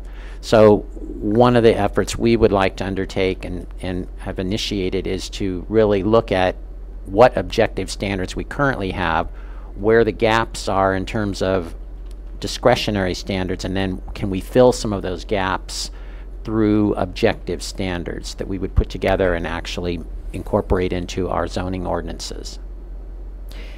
Okay, so one of the, I find it interesting when we did the Eastern Goleta Valley Community Plan, we rezoned 2 large parcels, right? MTD and the Tatum property. Well, since that time, nothing's happened. It's not as though they don't have land available and they can't do it. As you know, to get really the affordable kind of housing that you need, nonprofits need to build that. People self-help and some other kinds of, and I'm not sure what else we can do to facilitate, but you're going to provide some other standards. Just another question about the park, about being within a half mile of a bus line. What can you expand on that? I appreciate that if the project is in with a half mile, they don't need to provide any parking. Is that the requirement? Can you expand on that and give me some information on that? Commissioner Brown, through the chair, there's a specific set of criteria that if a project meets, then they are not subject to parking requirements, and one of them is if the development is within a half mile of a public transit stop, then there's no parking required. So the whole project would have no parking spaces? Is that how you interpret that? Commissioner Brown, through the chair, that's correct. I mean, the project may come in with parking, but we wouldn't apply our standard parking requirements in that case. There are also some similar provisions, just so that you're aware of it, that the state has passed in another piece of legislation that apply to supportive housing. And some of those are very similar in nature, and in fact we have a potential project now in the Santa Ynez Valley that may go through that process. So we're going to begin seeing kind of how this plays out in an actual case very soon. You have a question? So if I heard that right, we're subject to SB 35, but we haven't done any of the things that we need to do in order to provide the the objective criteria that you've listed here. Am I correct? Do we need to develop those standards? Through the chair, that's correct. The county has not taken any steps to this date to actually put together those objective standards. However, if a project was to come in and be submitted, the county would be required to process the application under SB 35. They would be constrained, however, to only applying objective standards that are currently within the zoning ordinances or the appropriate portions of the comprehensive plan. So it doesn't mean that since the county hasn't developed a set of specific objective standards to review these projects that the project is no longer subject to SB 35. The county would have to process it. It's just we have a situation where we would only be able to apply the objective standards and we would only be able to go through a ministerial process.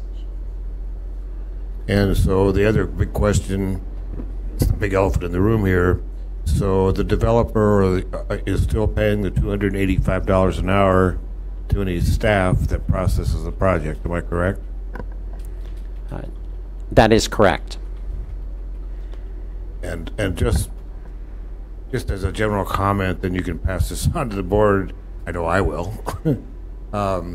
Therein lies your problem. I mean, it's very difficult to do affordable housing when you're talking about anywhere from $60,000 to $80,000 a unit in fees and costs before you put the first stick in the air.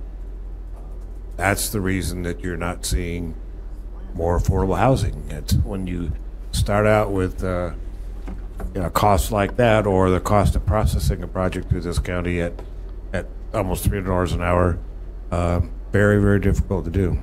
So I applaud you for maybe trying to get the system modified so that that doesn't occur. Commissioner Cooney. Just a follow-up question, Mr. Bell, with regard to what I understood from Ms. Steele to be the county's requirements for 2019. We are required to issue 100 low income permits and 4 very low income permits. Is that what I understood? Chair Clooney, pardon me, Commissioner Cooney, through the chair. Actually, the county isn't required. The way the RHNA process works is the county has to demonstrate sufficient capacity to accommodate certain levels of development, and that's broken down by income class. So as part of our housing element, we did an inventory. We demonstrated that we had land available and appropriately zoned to accommodate our RHNA. So what the state is doing now is attaching some consequences to jurisdictions that don't meet their RHNA. So what they're trying to do in the case of SB 35 is to create incentives for developers to come in and actually build that development. But there's no it's not really a requirement that the county must issue these. It's the county must have the land available and must process permits according to state law. Okay, according to processes that involve virtually no design review at this point. Chair Clooney, pardon me, Commissioner Clooney through the chair. The bills don't eliminate the possibility of going through design review, but the design review can only apply objective standards. And that's where we begin to get into some difficulties with our current provisions. For example, many of the design review requirements, such as being compatible with the surrounding neighborhood, are clearly discretionary. And so one of the things we could look at and work with the BARs with, for example, is to come up with perhaps some objective standards that could be used as part of the design review process. So again, they don't eliminate that, but on the other hand, they do eliminate the discretionary permits. So they have to be processed ministerially. So if you have a project, say, in a commercial zone for supportive housing that was typically subject to a development plan, you could no longer have the development plan requirement. It would have to be processed through a ministerial permit, which would likely be something equivalent to a land use permit in our case, but the land use permit, again, could only be processed using the objective standards. But I think it's important to clarify, as I think what you're saying, we don't have those objective standards currently.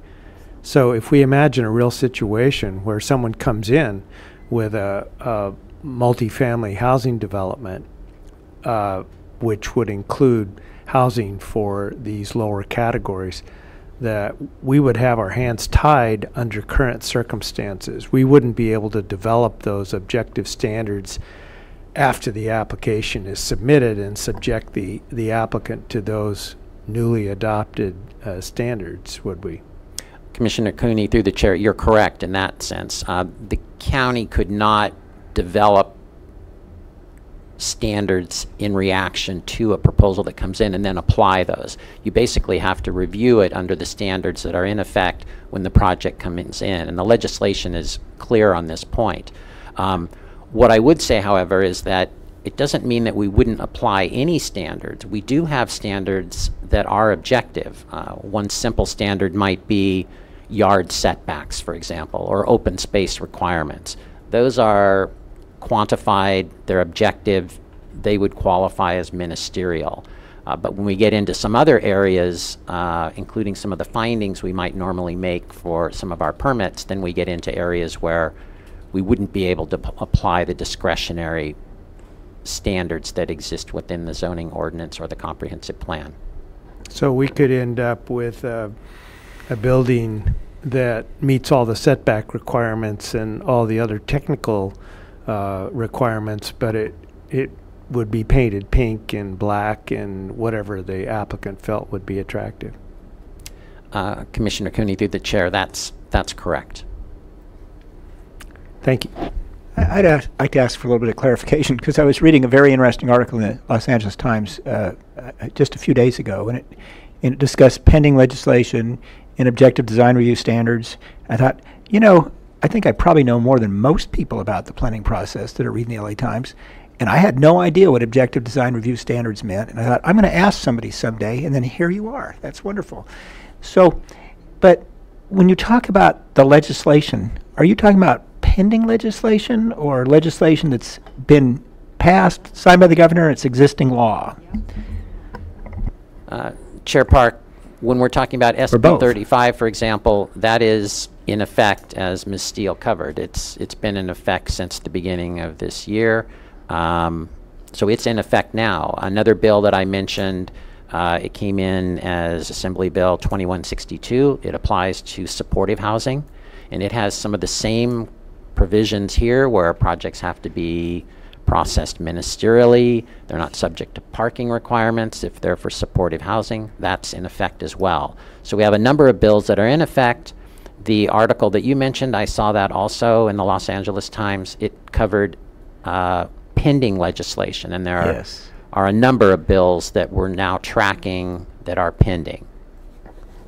And I took it to say that the concept of objective design review standards would be, in a sense, universally required among all counties in the state, and that was going to be the new regime for everything we do, which would redefine the job of being on a Board of Architecture Review, wouldn't it?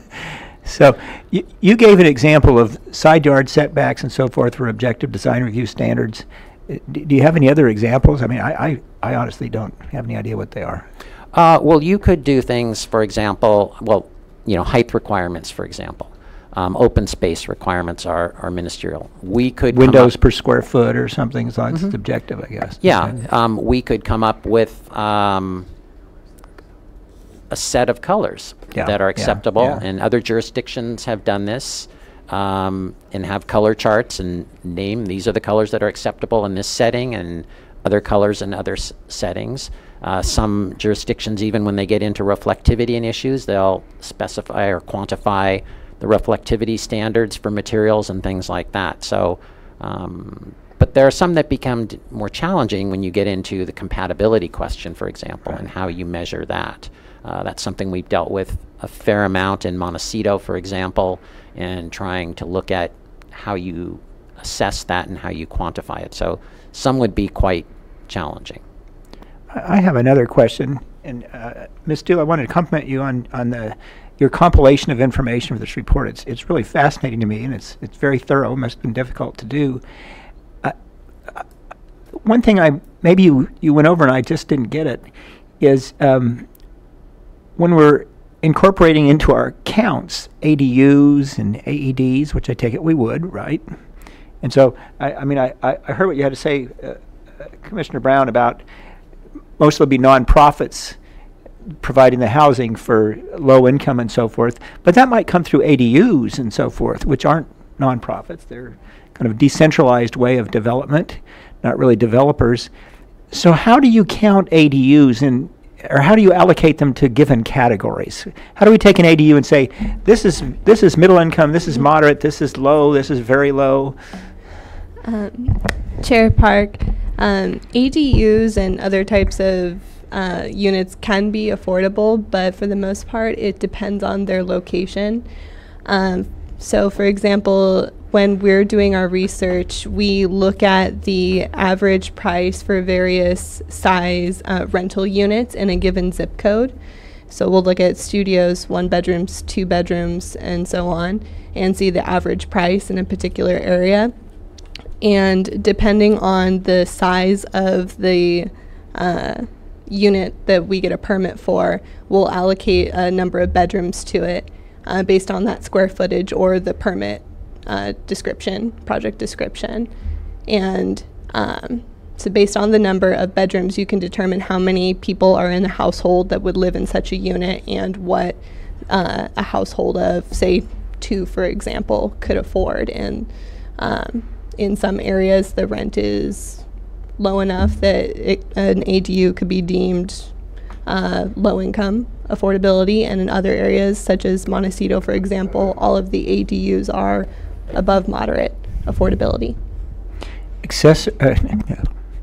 We get so into these acronyms that agricultural employee dwelling units, is that AEDs? Did I get it right? I hope so. Or is that a new kind of light bulb? I don't know. But AEDs. So how do you incorporate those into your counts? Chair Park, we would do the same process for AEDs that we do for other rental units. So we look at the square footage, the number of bedrooms, and what household size that can accommodate, and what the state says that household size can afford. And if, depending on its location, the area, the rental price is, say, very high, then the AED may not be affordable. But since AEDs are typically in rural areas in the northern parts of the county, they're typically more affordable.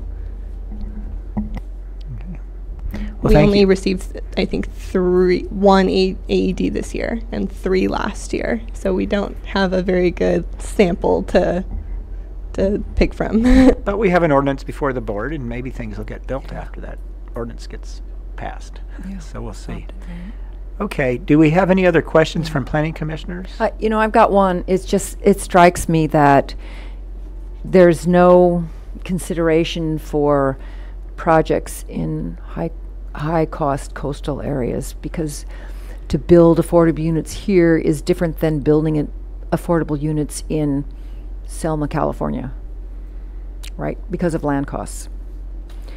So, because that drives basically all of rental prices. The cost of land is high, building costs are probably higher here. So we're handicapped in that way. And there's no consideration for that in about any coastal communities, right? Commissioner Brown, through the chair, when the state does its annual income limits, it does take into consideration the local housing market when it's deciding what each household size, what the area median income is. So there are some adjustments based on tight local housing markets where the housing to income cost ratio is very high, and our county is one of those examples.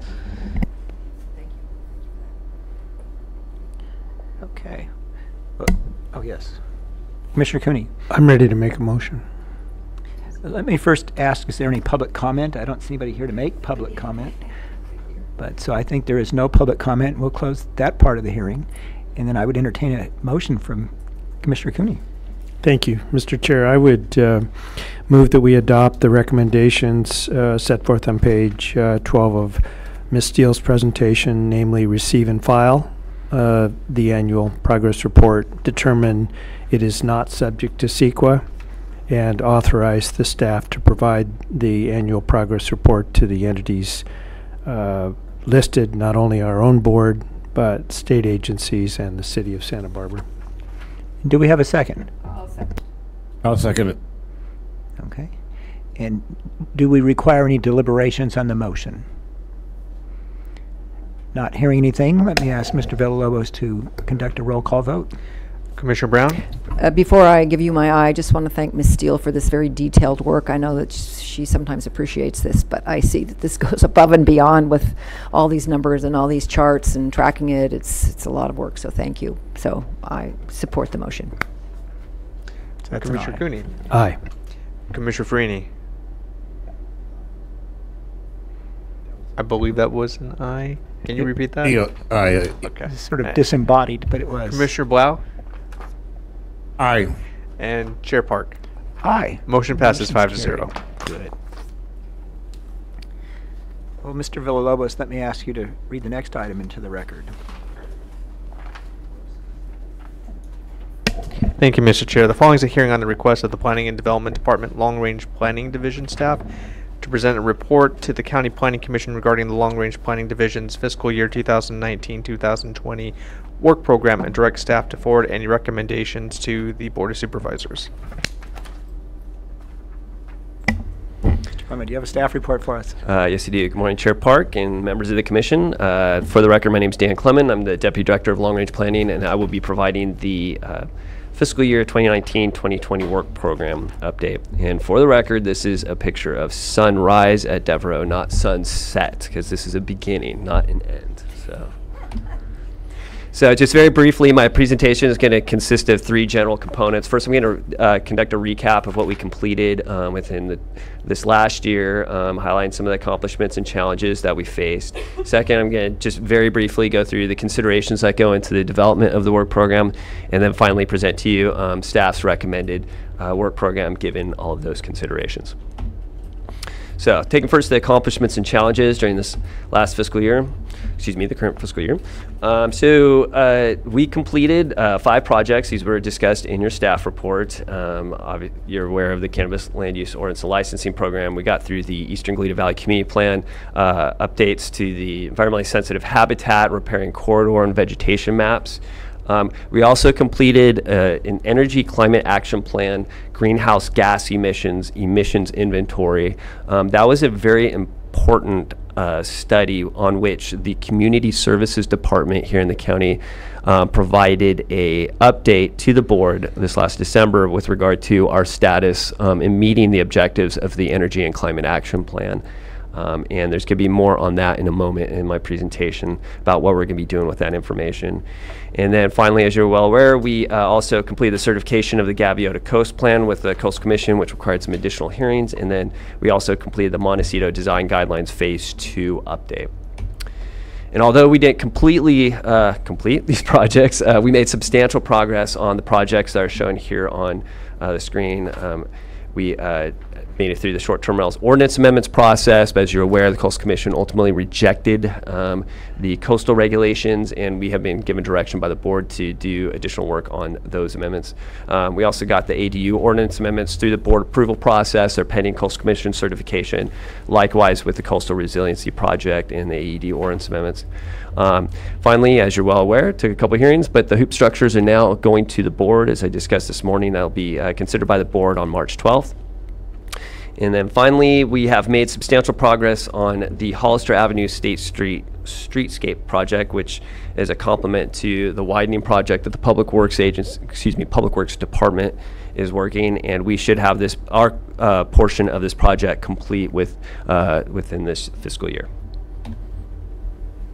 So we made a number of accomplishments despite some significant challenges, and one challenge for us is that as you're aware, and I'll get into more of this further on in the presentation, the ultimate decision about what is added to our work program is left up to the board.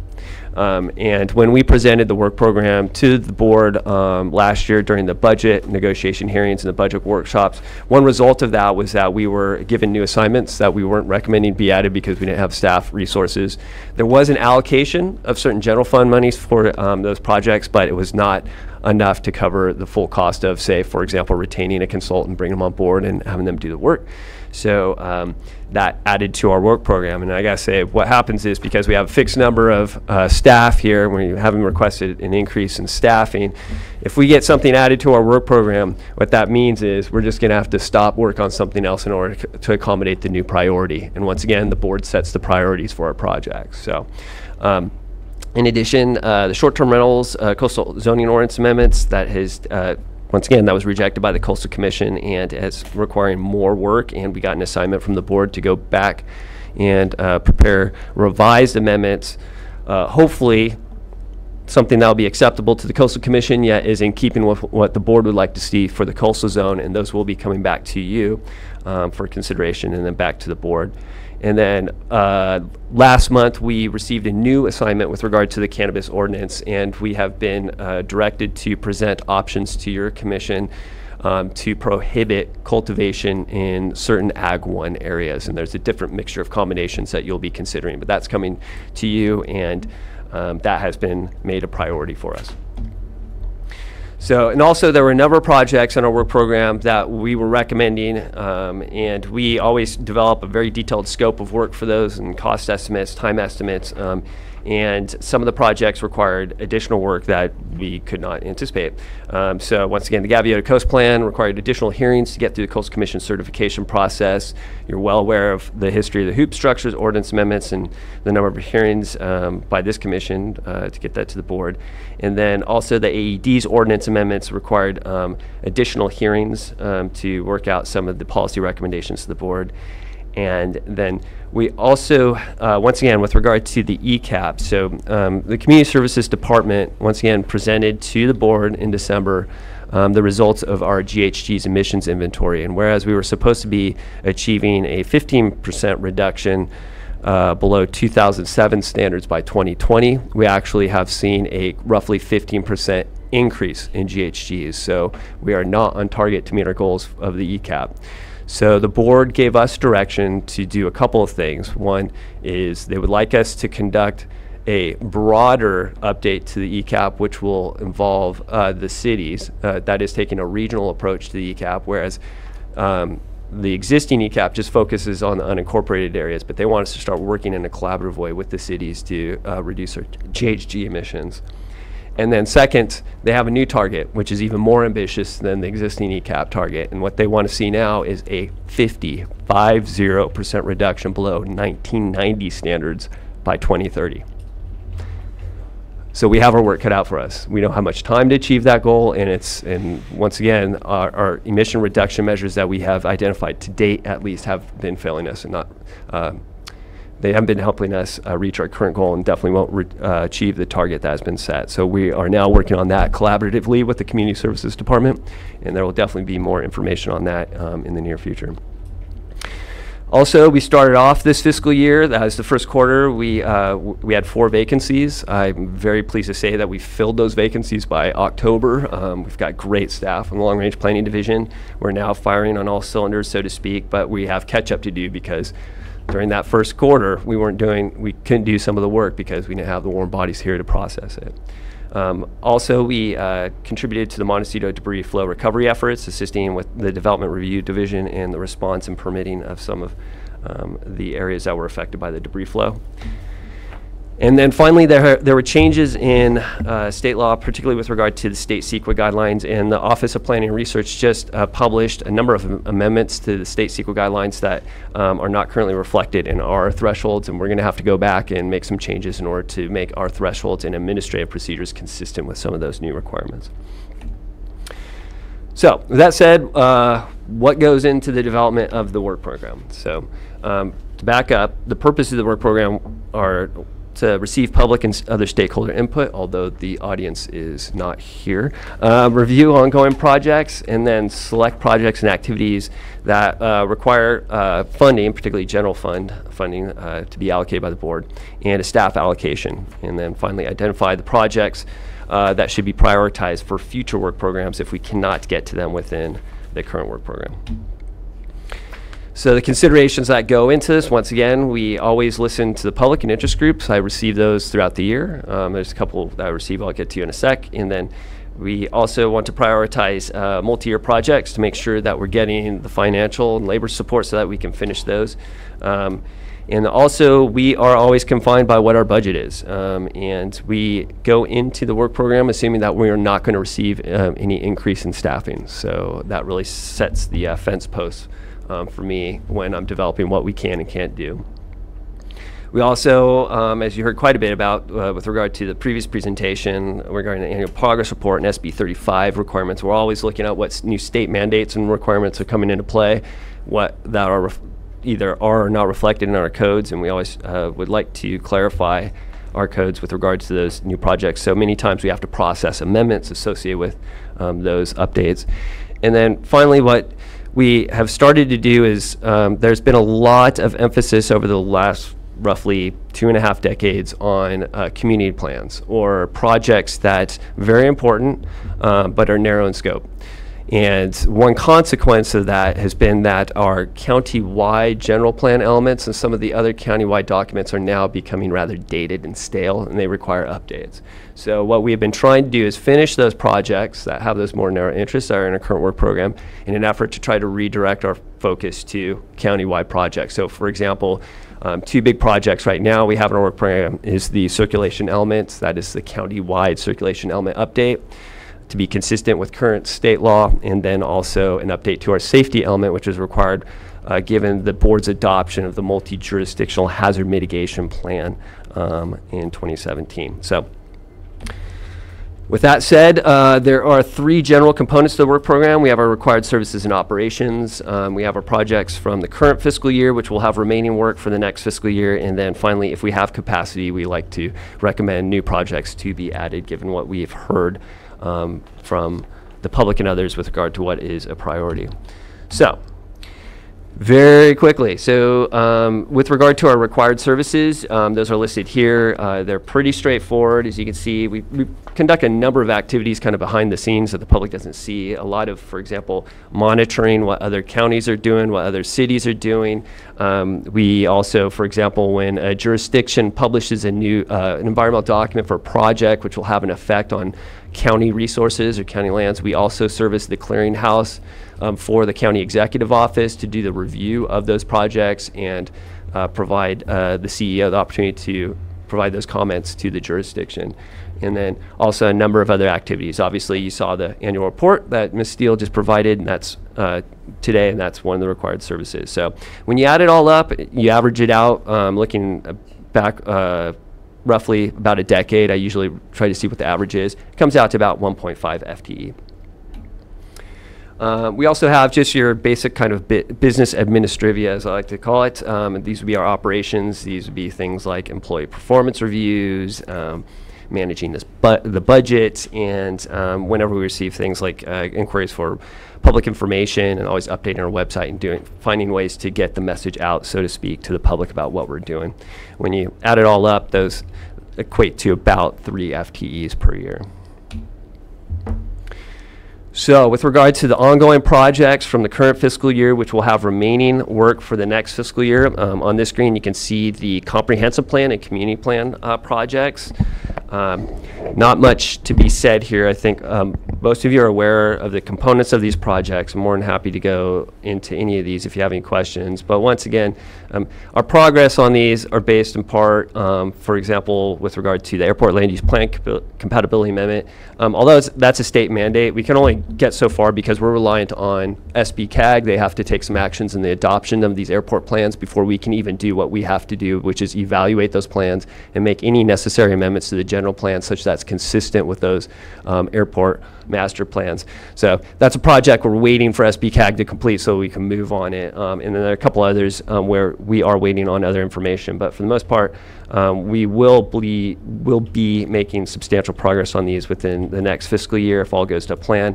The projects such as environmental thresholds, guidelines amendments, the Union Valley Parkway or Rodeo Drive roadway extension, as well as the Santa Claus Lane projects, those should be completed within the next fiscal year. When you add all these up, it comes out to roughly 3.8 FTE. Finally, we also have ordinance amendments that are in the works. Some of these our progress is based upon how quickly the Coastal Commission gets through the certification process. So we try to account for that whenever we can. One thing I would like to point out on this screen is you got a little bit of the briefing at least with regard to SB 35, but there have been a number of housing laws that have been adopted, and as you mentioned in the last item, Commissioner Parker, now pending before the state. As Ms. Steele and Mr. Bell explained, many times these laws will become effective, but they're not reflected in our local regulations. But when we're given the opportunity to adopt clarifying regulations, we like to do so. So that project will involve, coming up with, for example, the SB 35 objective design review standards that will be applied to those qualifying projects, as well as meeting a number of other requirements from the litany of housing laws that were passed in the 2017-2018 legislative session. So, hate to say it, but when you add it all up, we don't have any capacity for new projects for the next fiscal year. If the board would like us to take on more work, they're going to have to give us more staff. And I got to say that's not due to a lack of desire in my staff's report to take on new work. We love our jobs. We would like to do more work, but unfortunately we just have too much on our plate. So if we want to take on more assignments, we need the resources to do so. So with regard to future work programs, once again, we want to make sure that we continue to prioritize the existing projects so that we can complete those and then move on to new assignments as capacity becomes available. And once again, we are trying to focus on those county-wide projects. And what I've listed here on this screen are some of the elements of the general plan that are now getting rather dated and stale with regard to certain requirements, and we believe they are good candidates to take on in the future. So some jurisdictions like Ventura County have taken on a comprehensive update to their general plan. That is, they're tackling all the elements in one point in time. It's a massive project, multi-year. It's about 5 years, I think. Total they were estimating. We are not taking that approach. We don't have the resources to do that. We are taking them incrementally one by one, or we might bundle them if we get more resources to do so. So once again, right now on our plate, circulation element's a big one because there are certain state requirements that are going to become effective January 1st of next year. For example, with regard to CEQA and the analysis of traffic impacts, congestion is no longer a CEQA issue. All we will be evaluating are vehicle miles traveled, and that's for the purpose of reducing greenhouse gas emissions and addressing climate change. So what my staff is currently working on, and we're going to retain a consultant to assist us with, is coming up with what those thresholds should be for vehicle miles traveled. And also like to say that that task or activity is much easier for the urban jurisdictions like cities because they have more opportunities in state law to facilitate the type of development that will reduce vehicle miles traveled. It's a much more difficult exercise for unincorporated counties that don't have the urban areas where we should be locating dense development such that we can reduce those vehicle miles traveled. And as you're well aware, we have a very, very severe jobs housing imbalance, which is affecting our region. And our real challenge when it comes to this issue is we can pressure, we can control, we can be nicer and try to convince the cities to take on more of the development, but we can't control what they do. So we are at somewhat of a disadvantage, and it's a very challenging task for our staff. But we're going to pull it off. So last week I made a very similar presentation to the one I'm giving you today, yet to the Montecito Planning Commission. They took a couple of actions. Obviously, they recommended the program to be forwarded to the board. What they did also request is they felt that the work program report comes kind of late in the year, so they asked us to, in the fall, before we get into the thick of developing the work program, just to give them a general update on where we are and what we're anticipating for the next work program so that they can be better prepared for when I present the work program to them. So it's not a problem, we'll start that. And if your commission would like something similar to that, we could do so as well, no problem with that. Also, they received a testimony from Laura Bridley, who's a representative of the Montecito Association, and she just informed the commission, that the Montecito Planning Commission, that is, that they're developing a list of amendments that they would like to see us take on in the future with regard to the Montecito Community Plan, given the recent debris flow event. And in addition to the Montecito Planning Commission, the only other recent request, at least that I received from the public, was from WeWatch. I noticed Nancy Emerson was here earlier, but she's not here today. But she, once again, as was the case in past work program updates, requested us to prioritize the lighting ordinance amendments. That's one of a bundle of amendments that we are processing. We have begun this project, however, once again, because of the prioritization of other items by the board in our work program, we've had to suspend processing on these particular amendments, but we have not forgotten about it. And I did convey to Ms. Emerson that we will continue that work as part of the bundle of amendments that we'll be working on within the next fiscal year. So it has not been lost, although it's not a standalone project like some of those other projects I discussed earlier. Okay, so with the next steps with regard to the work program, Ms. Black actually is going to be making a presentation to the Agricultural Advisory Committee on March 7th. I've heard that the Agricultural Advisory Committee intends to submit comments to the board on the work program, and then I will be making a similar presentation to this one to the board on April 2nd. And then the board will be taking up the work program as part of the P&D budget review, and that will occur during the week of April 15th, and then ultimately adoption occurs in June of this year. So that's when we'll see the final decision on what's included and excluded from the work program, what's prioritized, and the resources allocated to us to do so. That said, our recommendation is set forth in the staff report. For the record, I'm summarizing the recommendations here. Please, and when you're making your motion, please reflect the recommended actions stated on page 1 of the staff report.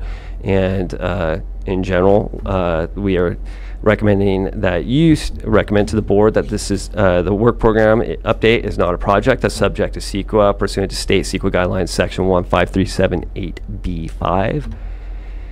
And that the board allocate the funding and resources to such that we can continue the services operations and the projects with remaining work from the current fiscal year that will have remaining work for the next fiscal year to us such that we can complete that work.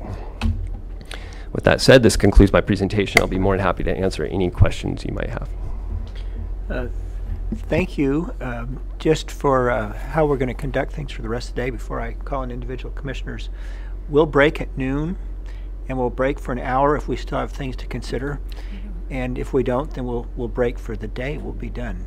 So you might take that into account in what your questions are and your comments. Because I think many of us would favor to be done by noon as opposed to breaking for noon for an hour and coming back for 15 minutes. Hope that was clear. Yep. And Commissioner Brown. Yeah, thank you. But don't take that personally. No, I don't. My questions aren't that difficult. You know, I just reflect back, having been on the Planning Commission a while, how this process used to be done before where we all jockeyed for our own personal interest items and tried to squeeze them in on your lists, and of course it went to the board and they did what they wanted to do. So in some ways it's gratifying to see that we don't have that capability, because it's stuff that needs to get done, and it's really important to get done. And so my question about that is, on the elements that you've listed here, are these all of the ones that have the 1991 date? Are those all the oldest ones? Are there others that exist that have older dates? Chair Park, Commissioner Brown, yes. So for example, the circulation element was at 1983. It's a whopping 18 pages so in length. So that one is the oldest right now. These are the oldest that are not currently in the work program and being updated right now. That's helpful.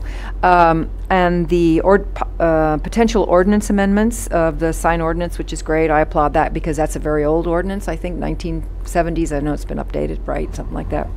And the rezoning of the shopping center SC lands to general commercial. That's because of this. Those two projects we saw on the Magnolia Shopping Center. Is that what this is looking at? Chair Park, Commissioner Brown. Yes, I would say that the motivation for those projects was not exclusively due to those projects because the planners have independently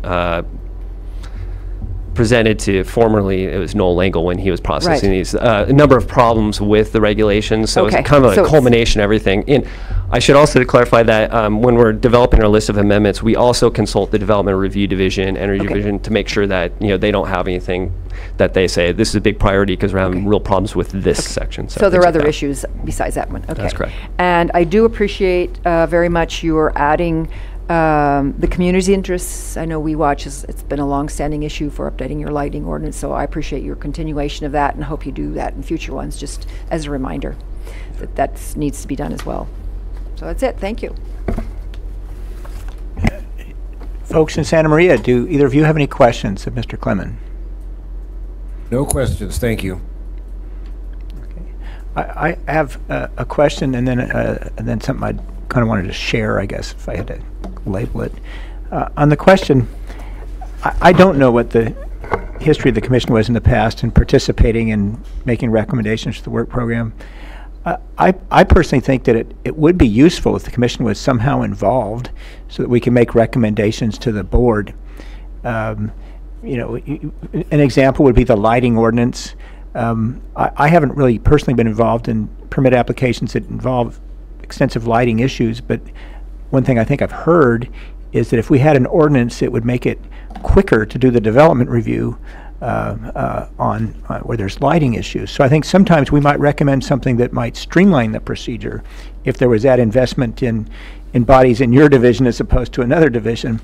So that all being said, where is there an opportunity for the Planning Commission to get involved in making recommendations to the board as to what we think are new ordinances that ought to be looked at or other things that require attention? So that's a question. Yes. So Chair Park, I'm sorry, I must have misrepresented things because this is actually your opportunity. You may do so. Yeah, absolutely, yeah. So, and I want to say this is our staff's recommendation. So let's say, for example, you believe that one of the projects on which we're currently working should not have the priority that has been assigned to it, and you believe that there's something else out there that's more important, you may make a recommendation to the board to say, hey, I really like that other project. I believe it's more important for the following reasons. I really want to make a recommendation that be prioritized over this other one. Or there's an entirely new project out there that I would like to see happen. I would like that included in the work program. Just once again, when making recommendations, please keep in mind the staffing and funding resource constraints because we need the staff in order to take on the additional work. We have the desire and the will to do the work. We just need the warm bodies to do so. Well, now you mentioned a request by members of the Montecito Planning Commission, if I'm getting everything right, for a fall presentation that would be in preparation for this presentation. Is that right? That's correct. And so how would that work? That'd be a sort of a preliminary report on things you're thinking about and or going to report about, and then those members of that Montecito Planning Commission could think about it and then make recommendations when it comes to them in the here and now. Yeah. So Chair Park, so this would be first. We haven't done it yet, so I don't know exactly how it's going to play out. But what I envision, based upon what the Montecito Planning Commission communicated to me last week, is roughly around November, because I want to complete at least one quarter of the work program. Yeah. I'd go to them, provide them a very brief presentation on, okay, this was the adopted work program. This is what we've completed so far this quarter. At this point, we're anticipating we're going to be at these various points in the projects by the end of the fiscal year, given everything that we know at that point in time. So it's looking like we will have X amount of capacity for new work. So you could start thinking about projects that you believe are important that should be added to the work program. Beyond that, I didn't have any additional ideas about what else I'd be presenting to them, but it's just an opportunity for them to get a check-in and a quick look at what we're thinking, considering to include at that point in time, so that they can start thinking about it too, and go back to their constituents and get input on that, and then share that with us. Before I call him Commissioner Cooney, I want to join in that support for that request, and for our planning commission as well as Montecito's, because I think that this is an excellent presentation. For us to start going on now would take some time, and we wouldn't be really very well prepared for it. But if we have that November heads-up type of hearing, whatever we want to call it, then we can prepare better for this hearing. And so I'd like to see the same thing. Commissioner Cooney. Thank you, Mr. Chair. Just an observation. I think this is the 14th review that I've participated in of the annual workload report and program, and I can remember with some nostalgia times when we had as many as 5 FTE hours to allocate, and each of us dug deeply into the perceived needs of our respective districts and came up with 2 or 3 preferences, and then it would go to the board. And this is not to suggest that the board didn't do its job, but whatever we project at this point in the year turns out to be aspirational, because projects come along and add on to whatever the staff has presented today. It's never that, oh, we've resolved that a lot quicker than we thought, so we're going to have more time. And we have plenty of time to start looking at projects in the 1st district or the 3rd district or whatever. So when staff comes to us and says, we have no potential for additional time at this point, we're just being honest with you, I appreciate that candor, because we didn't spend a lot of time digging around for other projects. The ones that we have on the boards need to get finished, and I support staff's effort to put the truth in front of us, and we should endorse it, in my view. Well, I would hope we can do something with that truth, and I've actually asked supervisor in my own district, what can we in the commission do to make sure you do get more funding to have that staff to respond to the public? Because I think we need to respond to the public. That's the main reason we're here. And if we go years in a row and we just have no ability to work on new projects, that's disappointing. It's not your fault. It's we just need to find a way to do it. And even if we get a blue ribbon panel of citizens to find some sort of source of funding or something to make it happen, we ought to just do something. So that being said, there's something I'm trying to do. And I wanted to discuss, just mention this to the rest of the commission. It struck me in my 1 year's experience last year that at times when we get bogged down, and bogged down for good reason on some of these ordinances, that was sucking away the time of your department from projects. I understood that. And I thought, maybe we need to do things in a somewhat different way sometimes, because I think that your department or division does a very good job of bringing us full-blown ordinances to look at. It takes a lot of effort, and then we might make little minor tweaks, or we might just tear it apart, and that's our job. And so what I've discussed privately with Mr. Clemon and Ms. Black and others is, can we have some kind of a preliminary hearing or a scoping hearing to just discuss these things in concept before all that work gets done, so that they might, in development review, have a better idea of what the commission is thinking about, and it might actually streamline the process. And I'd love to take credit for this idea, but I can't, because it's Mr. Farini's idea. But it was well expressed to me, and I'm doing something with it. So I was very excited to hear from you, Mr. Clemon, that I think it was April 3rd, we'll have that kind of a discussion on the proposed cannabis amendments. Is that right?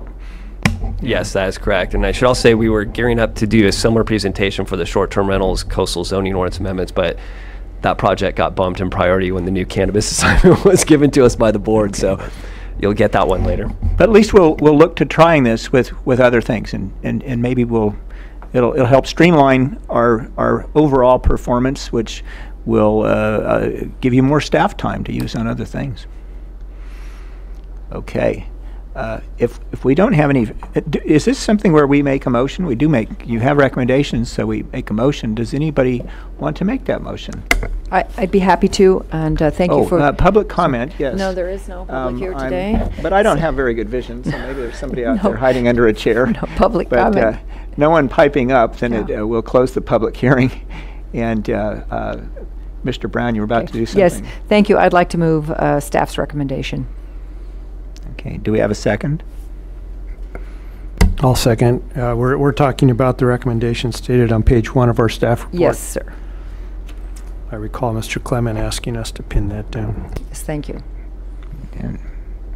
Okay, do we have any deliberations on the motion? Not hearing any. Mr. Villalobos, will you conduct the roll call vote? Commissioner Brown. Aye. Commissioner Park. Aye. Sure. why not? Commissioner Cooney. Aye. Commissioner Farini. Aye. And Commissioner Blau. Aye. Motion passes 5-0. Very good. That was just sort of nostalgia, I think. So there being nothing left on our agenda before the commission, I believe we shall adjourn.